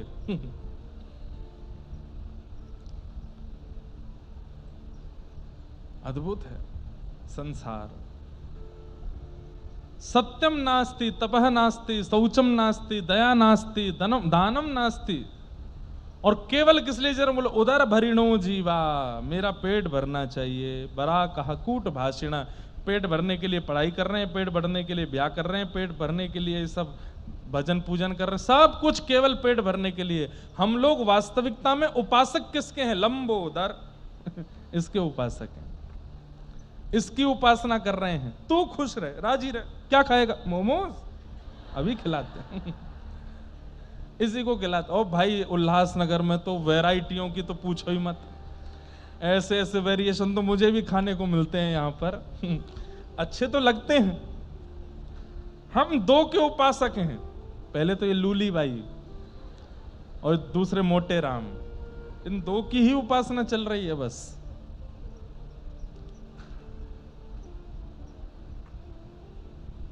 पीने को 56 प्रकार के आइटम है, खाने को 56 भोग उस समय लगे थे भगवान के, अब 56 नहीं है, अब तो 56 प्रकार के पानी पिला देते हैं टिकिया वाले, पानी पूरी वाले। पानी पूरी एक बार में मेरे को कहीं खिलाने वाले आए, बोले महाराज जी पानी पूरी, मैंने लाओ खिलाओ। ये हींग का पानी, ये मीठा पानी, ये खट्टा पानी, ये थोड़ा उससे कम खट्टा पानी, ये थोड़ा मिर्च वाला तीखा पानी, ये उसका। मैंने कितने पानी हैं? बोले आपके लिए तो मैं 10 लाया हूं, वैसे 56 प्रकार का पानी है मेरे पास। मैंने वाह भाई।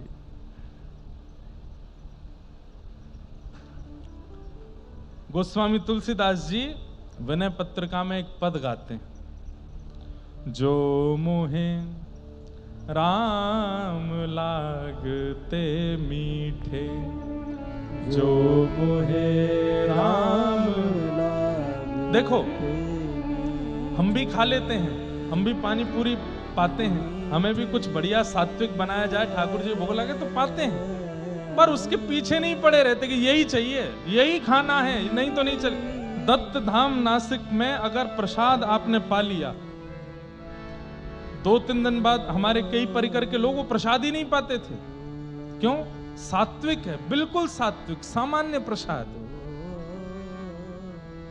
30 दिन 2 समय वही प्रसाद पा करके रहे, इस पे कोई अभिमान नहीं कर रहे हैं। पर एक बात बता रहा हूं, कई लोग इसलिए डर के मारे, हमारी परिकर के 1-2 लोग तो दत्तधाम आए नहीं। क्यों? वहां प्रसाद बड़ा सिंपल मिलता है, सामान्य मिलता है। भैया तुमको राम नाम मीठा लगा नहीं है, कृष्ण नाम मीठा लगा नहीं है, गुरु नाम मीठा लगा नहीं है, इसलिए संसार के रसों में भटक रहे हो। गोस्वामी तुलसीदास जी कह रहे हैं, जो मोहे राम लागते मीठे, जो मोहे राम लागते मीठे, तो 60 रस सब रस रस अन रस, तो 60 रस सब रस रस, रस तो 60 रस अन रस तब रस रस, तो रस तो 60 रस सब रस रस अन रस, है जाते सब सीठे, हे जाते सब सीखे, जो मोहे राम लागते मीठे, जो मोहे। राम लागते। हमारे व्रज के एक महात्मा, अब सोचिए, जिनको कृष्ण नाम लग जाता है, राम नाम लग जाता है, राधा नाम जीभ पर लग जाता है, पर उनको संसार की विषय वस्तु देखने की इच्छा नहीं होती। पवा दो, कोई बात नहीं, पा लेंगे थोड़ा रस के लिए, लेकिन उसी के पीछे ही पड़े रहें, ऐसा नहीं।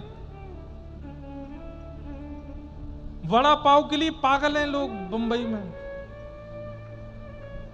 क्या मिल रहा है उसमें? मैंने एक बात कहीं कथा में सुनाई थी, एक हमारे प्रेमी वृंदावन में, वो बोले कहाँ हो? मैंने बंबई।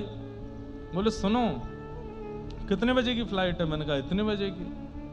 बोले मैं दिल्ली आ जाऊं। मैंने क्यों? बोले वहां से वड़ा पाव ले आओ और जगह का नाम बताओ, वहां से ले आओ। अरे तो मैंने कहा आप दिल्ली क्यों आ रहे हो? मैं वृंदावन आऊंगा, भेज दूंगा घर पर आपके। अरे नहीं नहीं नहीं, वृंदावन आते आते थोड़ा और बासा हो जाएगा ना, तुम खरीदना। और सुनो फ्लाइट कितने बजे की? मैंने 5:30 4:30 पहुंचोगे एयरपोर्ट में, उसको 3:30 बजे ही लेना। 3:30 बजे लेकर के 4:30 एयरपोर्ट पहुंचना, 5:30 फ्लाइट में बैठना, 8 बजे जब दिल्ली उतरोगे एयरपोर्ट बाहर निकल, ज्यादा नहीं 4 घंटे की उम्र ही हुई होगी उसकी, तो खाने में सुख मिलेगा। वृंदावन आओगे तो 2 घंटा और बूढ़ा हो जाएगा बड़ा पाव। मैंने कहा वाह रे भैया, ऐसे ऐसे लोग हैं। बंधुओं 3-4 बड़े खतरनाक इंद्रियां हैं हमारे शरीर में। एक तो आंख, दूसरी जीभ, और 2 उपस्थ गुप्त इंद्रिय। ये 4 बड़ी खतरनाक इंद्रियां हैं। अगर इन चारों को आपने संभाल लिया, और एक बात, इन चारों को संभालने का एक ही तरीका है, कान। यहां से सुनो, यहां से जितना बढ़िया बढ़िया सुनते रहोगे, जितना बढ़िया बढ़िया ग्रहण करते रहोगे, जितना बढ़िया बढ़िया आस्वादन करते रहोगे, ये भी सुधर जाएगी, ये भी सुधर जाएगी, गुप्त इंद्रियां भी सुधर जाएंगी। ज्ञानेश्वरी में श्री ज्ञानेश्वर माउली ओवी हैं, वहां कई भाव बताते हैं। एक बार एक हमारे प्रेमी बता रहे थे, बोले पंढरीनाथ ऐसे क्यों बैठे हैं, खड़े हैं? बोले पंढरीनाथ कट्टी पर हाथ धर के इसलिए खड़े हैं कि भाई ये जो कमर है ना, बस इससे नीचे के सुधार लो, इससे नीचे सुधर जाओ, गुप्त इंद्रियों को सुधार लो, और बोला वा विठ्ठल, कहा पहा वा विठ्ठल, बस विठ्ठल विठ्ठल बोलो, सब सुधर जाएगा, फिर कुछ करने की आवश्यकता नहीं। पर हमारी यही इंद्रियां बिगड़ी हुई है, और इंद्रियों को सुधारने का एक ही तरीका है, कान। यहां से सुनो, गोपियां गोपी गीत में कहती हैं, तब कथामृतम तप्त जीवनम कवि विरीडितम कल्मषापहम श्रवण मंगलम श्रीमदाततम भुवि गृणन्ति ते भूरिदा जना। तो केवल इसके लिए जी रहे हैं हम लोग। उदर भरिणो जीवा, नारद जी कह रहे हैं ये बात, मैं नहीं कह रहा हूं। और पाखंड निरताः संतो विरक्ताः सपरिग्रह मंदा सुमंद मतयो मंद भाग्यायुपद्रता पाखंड निरताः संतो। बोले संतत्व कम दिखाई देता है, पाखंड ज्यादा दिखाई दे रहा है। पाखंड निरताः संतो विरक्ताः सपरिग्रह। कई लोग बताते हैं कि वो विरक्त हैं, लेकिन परिवार बच्चे पत्नी सबके संग रह रहे हैं। और सब बातें यहां पर बहुत सारी बातें कही, पूरी सृष्टि का वर्णन कर दिया कैसी है दुनिया। और सब वर्णन करते हुए बोले, जैसे ही मैं भ्रमण करता हुआ वृंदावन पहुंचा, वहां मैंने एक आश्चर्य देखा। एक परम युवती बैठी और उसकी गोद में 2 वृद्ध लेटे हैं। और वो युवती कौन है? बोले भक्ति महारानी। और वो 2 वृद्ध कौन है? बोले ज्ञान और वैराग्य। भक्ति महारानी से मैंने पूछा, देवी आप ऐसे कैसे? बोले मैं भक्ति हूं, मैं तो युवा हूं, पर मेरे दोनों पुत्र ज्ञान और वैराग्य वृद्ध हो गए हैं। क्योंकि दुनिया मुझे तो करती है, पर इन दोनों का आश्रय नहीं लेती। ज्ञान कितना होना चाहिए? सब ग्रंथों का ज्ञान नहीं, क्या सही और क्या गलत, इतना ज्ञान सबको होना चाहिए। क्या उचित है और क्या अनुचित है, इतना बोध तो सबको होना चाहिए। उसे ज्ञान कहते हैं। और वैराग्य किसे कहते हैं? कि सामने भले ही कितने भी विषय वस्तु क्यों ना आ जाए, लेकिन फिर भी मन विचलित ना हो, इसे वैराग्य कहते हैं। बंधुओं, कई बार विषय वस्तु इसलिए हमारे सामने रख दी जाती है, ठाकुर जी परीक्षण करना चाहते हैं, देखते हैं कि ये विचलित होता है कि नहीं, विचलित होता है कि नहीं, ये देखने के लिए कई बार विषय वस्तु हमारे सामने आती है। आप अपने मन पर वशीकृत होकर के बस लगे रहो अपने कार्य में, मत उसकी तरफ ध्यान दो, यही वैराग्य है। ज्ञान और वैराग्य इतना होना आवश्यक है। सही गलत की पहचान और हर वस्तु के प्रति आसक्ति नहीं, ये 2 चीज यदि हमने संभाल ली तो भक्ति महारानी अत्यंत प्रसन्न हो जाती है। लेकिन ज्ञान और वैराग्य, इन दोनों में ही हम फिसल जाते हैं, इसलिए हमारा विचलित होना स्वाभाविक हो जाता है। नारद जी महाराज बोले, मैंने भक्ति से कहा तुम्हारे दोनों वृद्ध पुत्र हो गए हैं, ये दोबारा युवा कैसे होंगे? तब भक्ति महारानी ने कहा, ये आप बताइए, संतों से पूछ के बताइए, मेरे पुत्र युवा कैसे होंगे? तब नारद जी महाराज बोले, मैंने सब जगह पूछा लेकिन किसी ने उत्तर नहीं दिया। तब मैं बद्रीनाथ आया। अब मैं आपसे पूछ रहा हूं, हे सनत कुमारों, भक्ति महारानी के पुत्र युवा कैसे होंगे? तब उन्होंने 5 प्रकार के यज्ञ बताए। द्रव्य यज्ञस्तपो यज्ञ योग यज्ञस्तथा परे स्वाध्याय यज्ञान यज्ञश्च ते तु कर्म विसूचका। 5 प्रकार के यज्ञ हैं, द्रव्य यज्ञ, तप यज्ञ, योग यज्ञ, स्वाध्याय यज्ञ और ज्ञान यज्ञ। इनमें ज्ञान यज्ञ सबसे श्रेष्ठ है और उस ज्ञान यज्ञ में भी श्रीमद् भागवत की कथा। सत्कर्म सूचको नूनम ज्ञान यज्ञ स्मृतो बुधई श्रीमद् भागवतालाप सतु गीत सुखादिभि। भागवत की कथा, भागवत की कथा। तब नारद जी ने कहा, ये भागवत की कथा कौन सुनाएगा? मुझे वक्ता बताइए। सनत कुमारों ने कहा, तुम ढूंढ लो। तब नारद जी बोले, आप ही कथा सुना दीजिए। और सनत कुमारों ने व्यासपीठ को स्वीकार किया, कथा सुनाना प्रारंभ किया। देवता आए हैं, ऋषिगण आए हैं, बड़े बड़े गंधर्वजन आए हैं, नदियां आई हैं, तालाब पोखर भी सब रूप धारण करके आए हैं, वृक्ष भी रूप धारण करके आए, वायु पवन देव भी आए हैं, करोड़ों की तादाद में श्रोता बैठे हैं। आनंद नाम के वन में कथा चल रही है और तभी वहां पर भक्ति सुतौ तौ तरणौ हित्वा प्रेमैक रूपा सहसा विराशित श्री कृष्ण गोविंद हरे मुरारे हे नाथ नारायण वासुदेव जिह्वे पिबस्वा मृतमेत देव गोविंद दामोदर माधवेति। भक्ति महारानी अपने दोनों पुत्रों के साथ वहां प्रकट हो गई और वहां कथा में आते ही ज्ञान और वैराग्य युवा हो गए, नृत्य करने लगे, नृत्य करते हुए आनंदित होने लगे।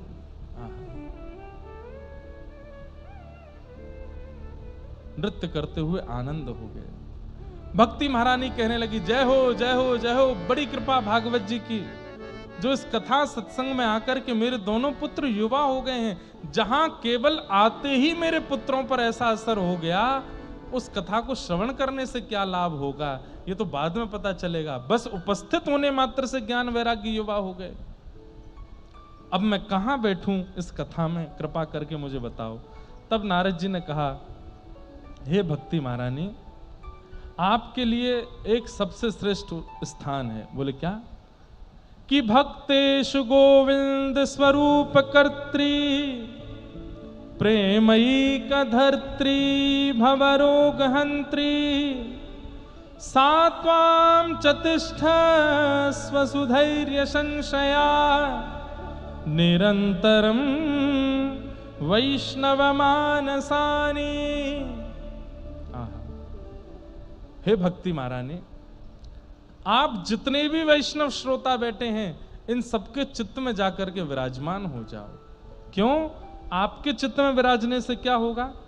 सकल भुवन मध्य निर्धनास्ते धन्या निवसति हृद तेषां श्री हरेर भक्तिरेक हरिरपि निजलोकं सर्वथा तो विहाय प्रविशति हृद तेषां भक्ति सूत्रोपनद्ध। बंधुओं, कितनी सुंदर बात यहां नारद जी बता रहे हैं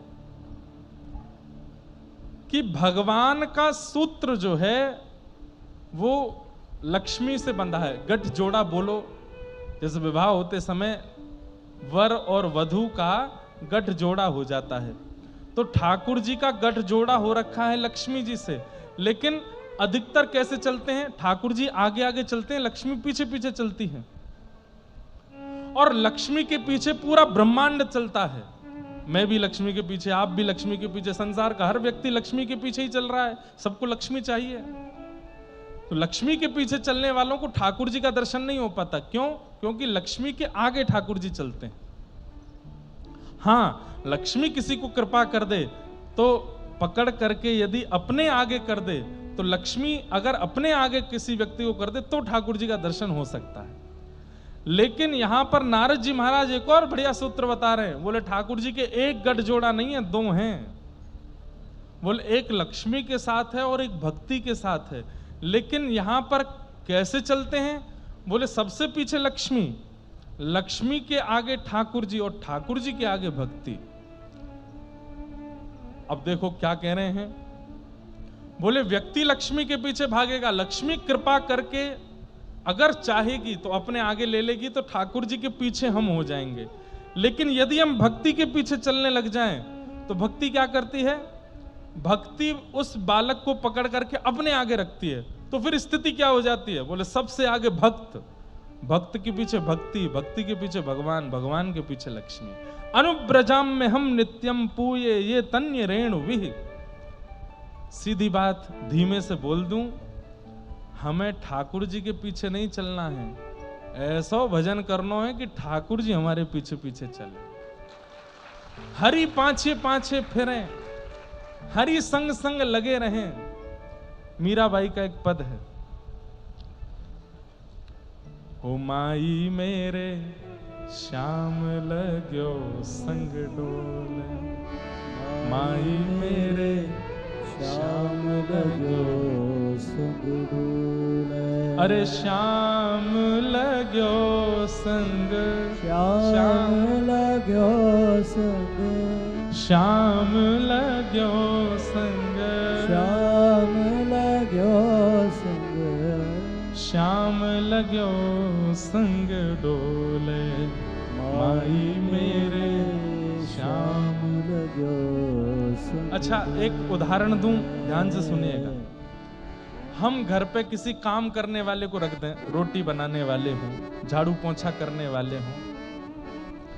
प्रारंभ में हम स्वामी की तरह रहते हैं और वो सेवक की तरह, लेकिन धीरे धीरे वो सेवक इतनी बढ़िया सेवा करता है, घर चमचमा के रखता है, रोटी इतनी बढ़िया स्वादिष्ट बनाता है, सब्जी बनाता है, सब सामग्री सिद्ध करता है। एक समय आने पर क्या होता है, अब उसके बिना हम रह नहीं पाते हैं। 10 दिन के लिए गांव चला गया तो पतले हो गए महाराज, क्यों? रोटी खाई ही नहीं जा रही है, वो बनाता तो ही आनंद आता है। ऐसे ही ठाकुर जी की सेवा, प्रारंभ में वो स्वामी रहेंगे, आप दास रहोगे, लेकिन करते रहो करते रहो करते रहो। एक दिन ऐसा आएगा कि आप एक दिन के लिए दूर जाओगे, ठाकुर जी बेचैन हो जाएंगे। और यही तो करना है हमें, हम कितने दिन बेचैन रहे उनके लिए, ऐसी स्थिति कर दो ठाकुर जी बेचैन हो हमारे लिए। हे थारी नौकरी में चूक कोनी, राखू मान सावरिया, राखू मान सावरिया, चाकर राखो जी। हे गिरधारी माने चाकर राखो, हे बनवारी माने चाकर राखो, हे गिरधारी माने चाकर राखो। ओ गिरधारी माने चाकर राखो। गाओ भाव से। थारी चाकरी में चूक कोनी, राखू मारा सावरिया, राखू मारा सावरिया, चाकर राखो जी। गिरधारी माने चाकर राखो जी। हे गिरधारी माने चाकर राखो जी। गिरधारी माने चाकर राखो। बोल राधा रमण लाल की। करताल बजा के गाओ।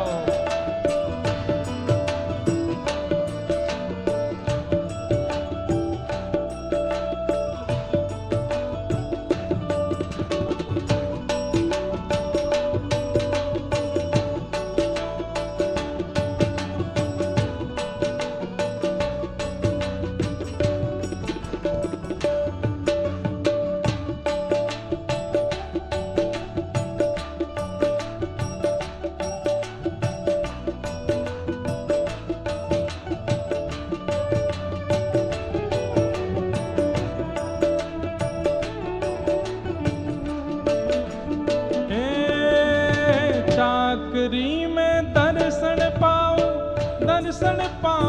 खर्ची, चाकरी में दर्शन पाऊं खर्ची। चाकरी में दर्शन पाऊं खर्ची।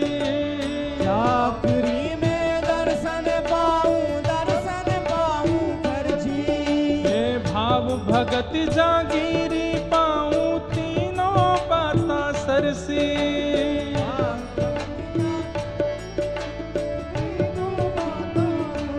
हे भाव भगति जागीरी पाऊं तीनों बाता सरसी।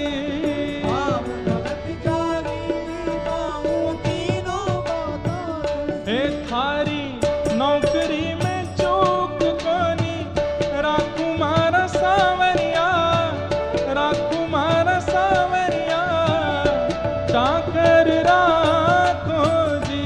ओ गिरधारी माने चाकर राखो जी। हे सावरिया माने चाकर राखो। ओ सावरिया माने चाकर राखो जी। मीराबाई क्या कह रही हैं? चाकर रहसूं बाग लगासूं, नित उठ दर्शन पासूं। चाकर रहसूं बाग लगासूं, नित उठ दर्शन पासूं। हे चाकर रहसूं बाग लगासूं, नित नित उठ दर्शन पासू।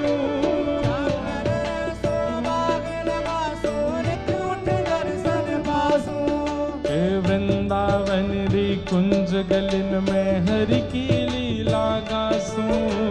वृंदावन की कुंज गलिन में हरि की लीला गासूं। हाँ, वृंदावन की कुंज गलिन में हरि की लीला गासूं। वृंदावन की कुंज गलिन में हरि की लीला गासूं। ओ वृंदावन की कुंज गलिन में गासूं थारा सावरिया, गासूं थारा सावरिया, चाकर राखो जी। ओ गिरधारी माने चाकर राखो जी। हे सावरिया माने चाकर राखो जी। ओ सावरिया माने चाकर राखो जी। हे धारी नौकरी में चूक कोनी, राकुमार सावरिया, राकुमार सावरिया, चाकर राखो जी। गिरधारी माने चाकर राखो जी। हे सावरिया माने चाकर राखो ओ सावरिया माने चाकर राखो जी। हे मीरा के प्रभु गहर गंभीरा, सदो बसो जी धारा। मीरा रे प्रभु गहर गंभीरा सदा बसो जी। हे मीरा के प्रभु गहर गंभीरा, सदा बसो जी धारा। मीरा के प्रभु गहर गंभीरा सदा बसो जी धारा। हे आधी रात प्रभु दर्शन दीना, प्रेम नदी के तीरा। आधी रात प्रभु दर्शन दीना, प्रेम नदी के तीरा। हे आधी रात प्रभु दर्शन दीना, यमुना जी के तीरा। आधी रात प्रभु दर्शन दीना यमुना जी के तीरा। हे थारी ओ थारी, हे थारी नौकरी में चूक कोनी, राकुमार सावरिया, राकुमार सावरिया, चाकर राखो जी। गिरधारी माने चाकर राखो जी। हे सावरिया माने चाकर राखो। ओ सावरिया माने चाकर राखो जी। ओ थे के वो तो सावरा में मोर मुकुट बन जाऊं। देखो तो सावरा में मोर मुकुट बन जाऊं। थे के वो तो सावरा में मोर मुकुट बन जाऊं। देखो तो सावरा में मोर मुकुट बन जाऊं। हे पैरण लागे सावरो जे, पैरण लागे सावरो हे पैरण लागे सावरो जे। लागे सावरो। मैं तो मस्तक से लग जाऊं रे, मैं तो मस्तक से, मैं तो मस्तक से लग जाऊं रे, मैं तो मस्तक से लग जाऊं। हे मोहन, हे गिरधर, हे मोहन, आओ तो सही गिरधर, आओ तो सही। माधव रे मंदिर में मीराबाई अकेली खड़ी। आवो तो सही गिरधर आवो तो सही।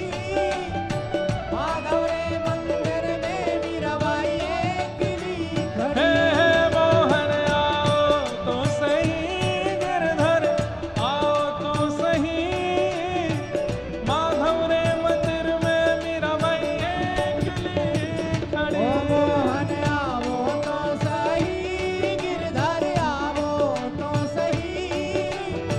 माधव रे मंदिर में मीराबाई अकेली खड़ी। ऐसे नहीं बुलाते हैं, आप जैसे बुला रहे हो, ये तो बहुत धीमी आवाज है। इतनी संख्या में तो ऐसी आवाज होनी चाहिए हे मोहन हे गिरधर हे मोहन आओ तो सही गिरधर आओ तो सही माधव रे मंदिर में मीराबाई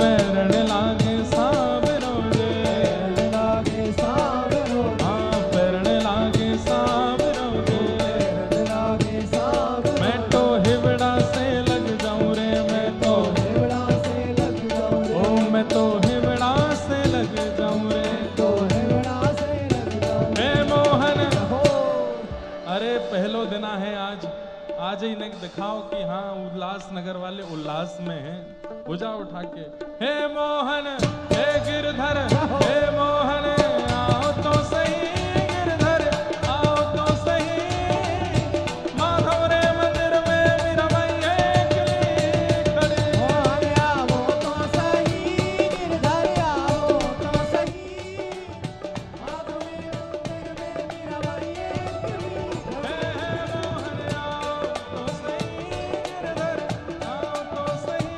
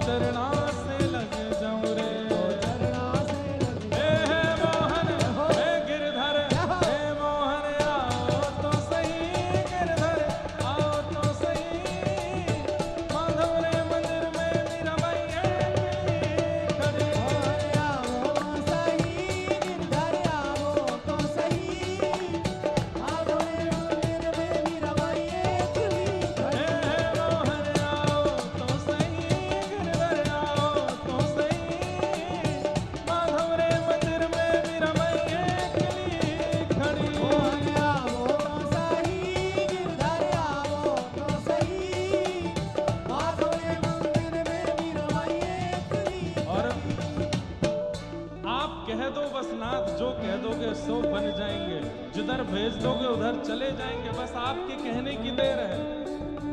ऐसा विश्वास ठाकुर जी को दिलाओ। थे कि वो तो सावरा में जल यमुना बन जाऊं, थे कि वो तो सावरा में जल यमुना बन जाऊं। ये मैं और आप गा तो रहे हैं, इसका मतलब है पूर्ण समर्पण ठाकुर जी के लिए। ठाकुर जी बोले कहीं मेरे मन में कुछ ऊधम आ गया तो करने के लिए, तो ठाकुर जी से कहना तैयार हैं हम, आप कर लो बस, लेकिन याद रहे खिलौना हम ही रहने चाहिए, बदलना नहीं। हे कहो तो सावरा में जल यमुना बन जाऊं, हे कहो तो सावरा में जल यमुना बन जाऊं, हे कहो तो सावरा में जल यमुना बन जाऊं, हे कहो तो सावरा में जल यमुना बन जाऊं। ओ नावण लागे सावरो जे, नावण लागे सावरो जे, नावण लागे सावरो जे, नावण लागे सावरो मैं तो अंग अंग लग जाऊं रे, मैं तो अंग अंग लग जाऊं, मैं तो अंग अंग लग जाऊं रे, तो अंग अंग लग जाऊं। हे मोहन हे गिरधर, हे मोहन आओ तो सही, गिरधर आओ तो सही, माधव रे मंदिर में मेरा मैया खड़ी मोहन आवो तो सही, गिरधर आवो तो सही, माधव रे मंदिर में मीराबाई खड़ी। मोहन आओ तो सही, गिरधर आओ तो सही, माधव रे मंदिर में मेरा मैया खड़ी। मोहन आवो तो सही, गिरधर आवो तो सही, माधव रे मंदिर में मीराबाई खड़ी। भजो गोविंद राधे गोपाल राधे, भजो गोविंद राधे गोपाल राधे, हे भजो हे गाओ राधे राधे गोविंद गोविंद राधे, भजो राधे राधे गोविंद गोविंद राधे, हरि गोविंद राधे गोपाल राधे, भजो गोविंद राधे गोपाल राधे, हे भजो हे भजो राधे राधे गोविंद गोविंद राधे, भजो राधे राधे गोविंद गोविंद राधे, हे भजो राधे राधे गोविंद गोविंद राधे, हरि राधे राधे गोविंद गोविंद राधे, हे भजो राधे राधे गोविंद गोविंद राधे। जय जय श्री राम, जय जय श्री राम, जय जय श्री राम।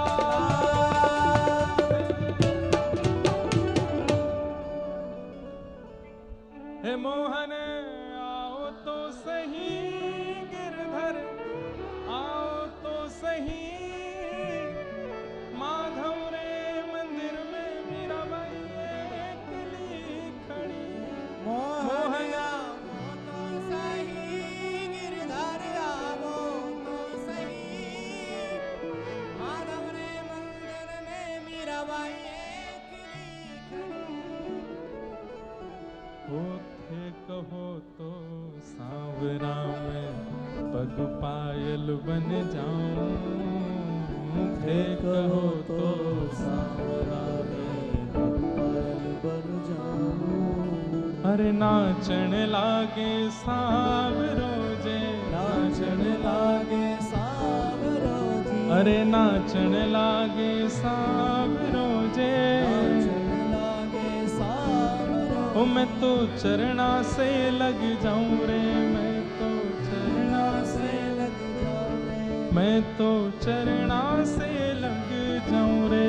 तो चरना से लग जाओ रे। हे मोहन हे गिरधर, हे मोहन आओ तो सही, गिरधर आओ तो सही, माधव रे मंदिर में